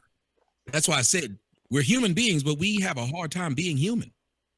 Because if we know how hard life is, why do we forget that when we step out the door and try to make somebody else's life harder? And if you don't mind, Tommy, I'll finish the point to the question you were asking me for, because I was realizing I didn't actually answer your question. But the reason I haven't sought help recently in the past years is because my therapist is retired, for one. He was a good guy, and unfortunately, in my experience, there's also this mechanism in some cases where they try to make it worse than it is. And my therapist, actually, he treated me as a real person, as a real human being, as you were saying. So since he's gone, I don't trust the system enough to actually seek help. That's my reason. Yeah, if you guys know, when I came into it, what did I say? I said, because I had seen it up front. The one thing I know is the first thing that they do with us is they will pay us money to put you on drugs. Yep, that's it. Yeah, that's it. Very true. Let me do this real quick. Let me moderate real quick. That's how we are. We're the middleman. That's literally, we bring you in. We'll talk to you. Here's the thing. I'm just like a drug dealer myself. Why? And many people who've gone through my program will tell you he doesn't do it that way. I give you a finite time. If things aren't changing by now, we go on our separate ways. But the majority of people will say, I need to keep them in here, because what happens is with us, they trade their addictions, or they trade what their fixation is. The majority of people who have a hard time living life have a fixation on something that they can't control. And that's what causes them their biggest problems. You're fixated on the things you can't control, but you're not fixated on the things that you can control. So what I do is replace it. And now every week they need to talk to me. So the money doesn't matter, same as when you're doing with crack or coke. So every week they'll talk to me. And then I had to start limiting people to 3 times a week, because there was one woman who was asking me to talk to her 7 days in a row at $350 per hour. Wow. And she was able to afford it, but I was her new addiction. She just traded one for another. That's what Yeah, and I happens. think that's Well, so what happens a happens? lot of times. Professionals will know this. So the best way for me to keep money going isn't to fix you. That's exactly, Tommy, that's exactly what I tell people. I said, first of It's all, the same with regular doctors too. I said the psychology, the field of psychology is already dwindling in professionals. I said, but then you forget that you live in a capitalistic society. So how many of these professionals are actually seeking to help you or cure you versus keeping you as a long-term money-making machine? True. So that's the issue too. And the reality is that until people become personally accountable, because every successful person, whether it's a CEO of a major company, whether it's somebody who started a small business or has a successful family, the first thing they do is take personal accountability. No person who wants their life to be better will blame another person for their woes. Everything is on you. And so that's the hardest part for people to get. Nobody wants to be personally accountable. Everybody wants to blame somebody else. It's easier. Yes. Hold on. Real quick, guys, hold on just a second. Hold on, because we didn't go down the list. So hold on just a second. Rochelle, and then I'm going to let Rochelle go. Then I'm going to let Pan go. I'm going to let my sister Princella speak. Go ahead, Rochelle, real quick. What was the question again? I did. You can we make went it left. Sorry. To them, if you can make it short, so I can get back to them. I was just wondering, do you think that one of the biggest reasons why we do not seek mental health is because you have to now address you instead of other people? Absolutely. That's why we have shows like Intervention. People rather have a drug addiction than deal with their issues. I personally have issues, and I learned to just suck it up and deal with them. I don't use medication. I don't use drugs to suffice, suck it up. Get over it. But you can't tell people that. Not all people are the same. I have to warn you against that, because that's actually not good, because then it's human. Because I agree it doesn't work for everybody. No, I agree. But we have to hold ourselves accountable, and we have to stop blaming everybody else for our problems. You know what the thing is that could help us all with other people? The small word. It's called empathy. Yeah. All just say, I can see a little bit of myself in your problem. It will make other people want to deal with their problem. Because if you can remember when you were in high school and middle school and elementary school, what was the biggest thing that most students felt? Outcast. You don't belong. You don't have the shoes that everybody else has. Your parents aren't as handsome or beautiful as everybody else is. Your parents don't have enough money. Our house ain't big enough. And people don't understand, no matter who had the biggest house, they still feel like they didn't have the biggest house. No matter who was the prettiest, she still didn't feel like she was the prettiest. No matter who was the most athletic, he still felt like there's somebody that's more athletic than him, or he had to look out for the next person coming up. So you never feel like you belong. And when someone tells you just get over it, then that makes it more difficult. So if we could be more human and start being more empathetic, more people would feel like, well, wait a minute, other people have this problem too. Why do you think these Facebook and YouTube pages or these online talks like this garner so many people? Because people just want to feel a part of something. Right. And a lot of people I agree. Okay, hold on. Let's let Pandorian speak, and then my sister Princella. Go ahead. Go ahead, Pandorians. To answer your question, I absolutely agree, and it's because it's hard. One of the hardest things for anyone to do is to work on themselves and look inward. And when I taught, the big thing that I did with all of my students and any students that I encountered, especially students coming from households like the Clark family, that situation, is when I would interact with those children, is that I would ask them questions like, what kind of life do you want for yourself? What does it take to get there? what kind of people do you want around you? How do you want to be treated? I asked all of these questions that were personalized so that they could first go within themselves and discover that. And because of that, I had a lot of students where, they were coming in the first day of school and getting all F's and teachers hated them, to now they're getting A's and B's, and they're no longer sagging and they're standing up straight and tall going, yes, ma'am, no, sir, yes, sir. So, and for once somebody cared. And the empathy component, like I have Asperger's, so it's very hard. Even though I've had therapy and training from a child to be empathetic, it's still hard for me to have empathy for certain situations and certain encounters. I can agree. So the first thing that I do, and I taught a lot of my students this, whether they have Asperger's or not, is, well, what is your goal in this encounter? What is it that you want in this situation? And when a person can do that, it's easier for them to backtrack. And what it turns into is it goes from me to we, and it stops they. That's what I've witnessed for 10 years. Well, and I understand that because I suffered from like a splinter kind of situation where I didn't suffer from Asperger's, but I did suffer from assholers, and kind of. I think we all have that a little bit.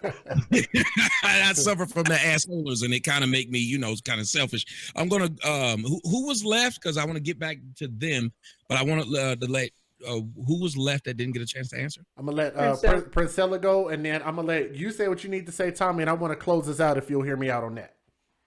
Go ahead. Sister Princella, it's been an honor having you on here, sister. Go ahead and hit us with it. All right. So I have to agree with Tommy.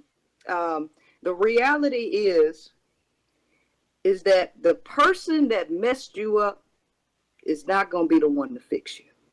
This is the part that nobody understands. Your mama might have did whatever. Your daddy might have did whatever. Your friends might have done whatever. Once you hit 18 and you on your own, you are totally responsible for your emotional state. You are totally responsible for everything that happens afterwards. And you can't change. Your mom ain't going to change. There's nothing she can do to improve or fix your mentality. So at the end of the day, and I know this because I fixed myself. I didn't grow up in a situation. Oh, no, I didn't grow up in a loving, supportive family.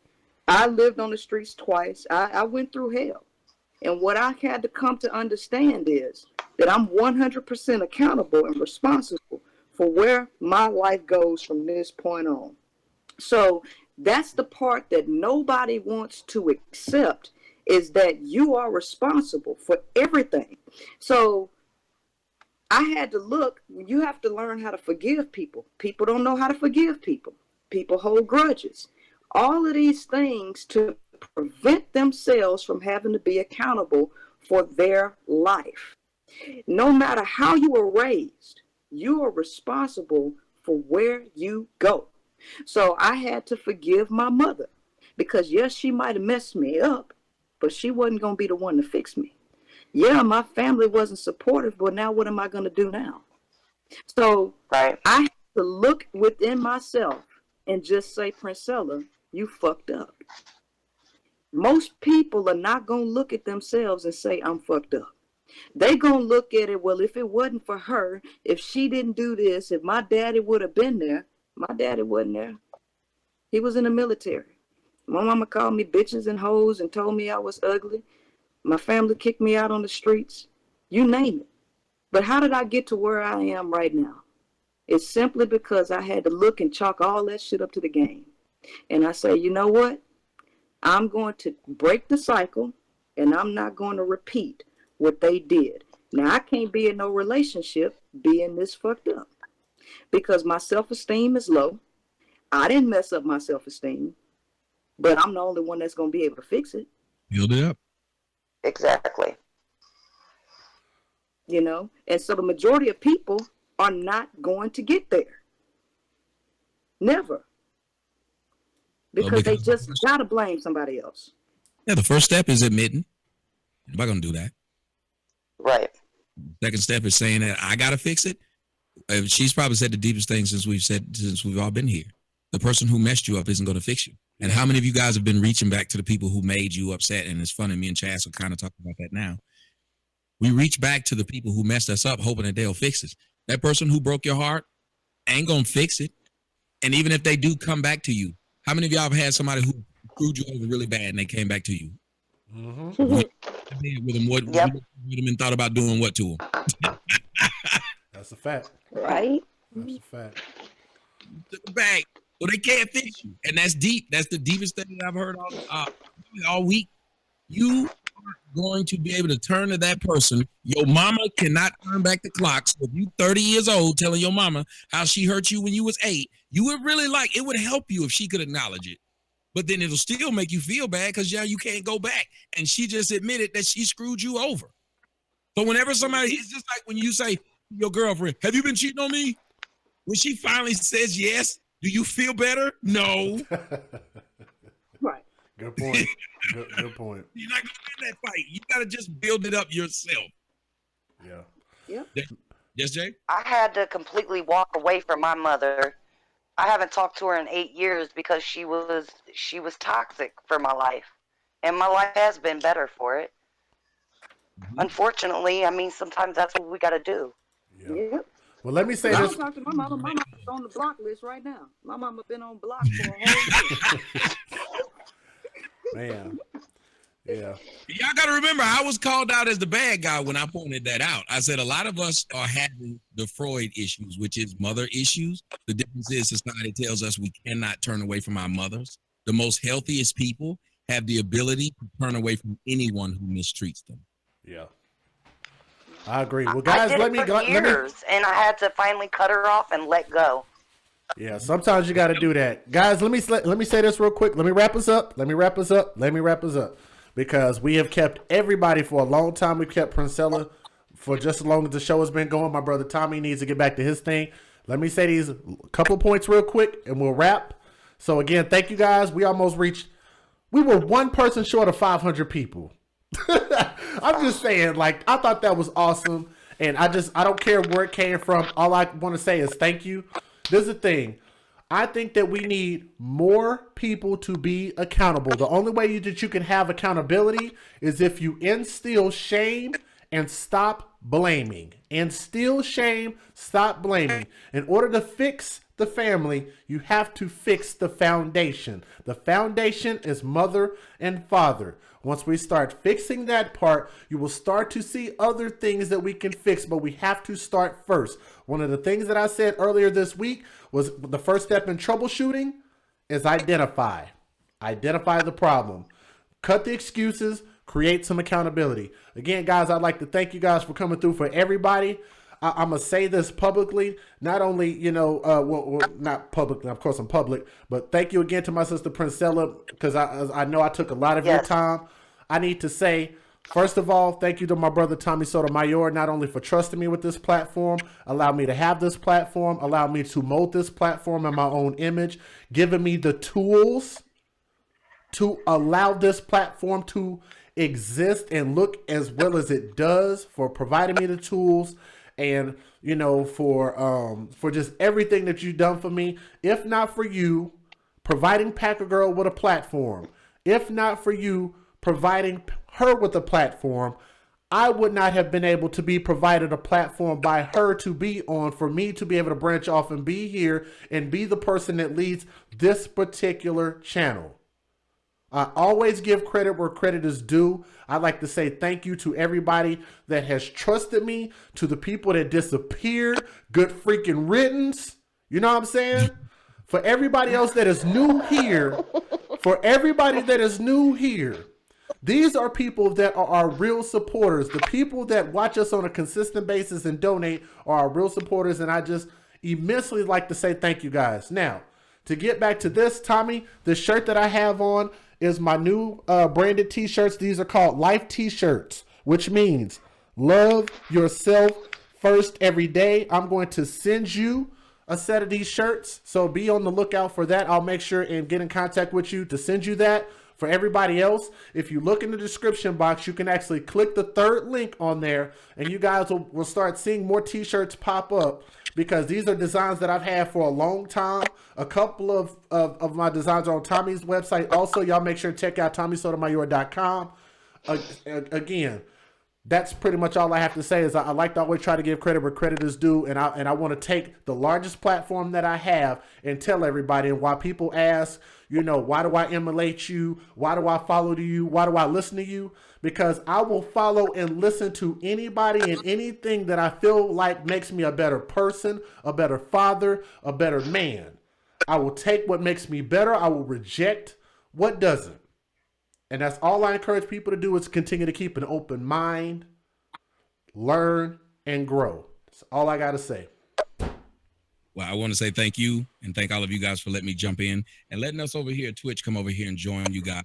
We're about to get back to our ridiculousness, but I think this was a very, very productive discussion, and I'm so glad that you let me jump in with you guys and that you guys let me speak. So I want to thank you guys so much for this.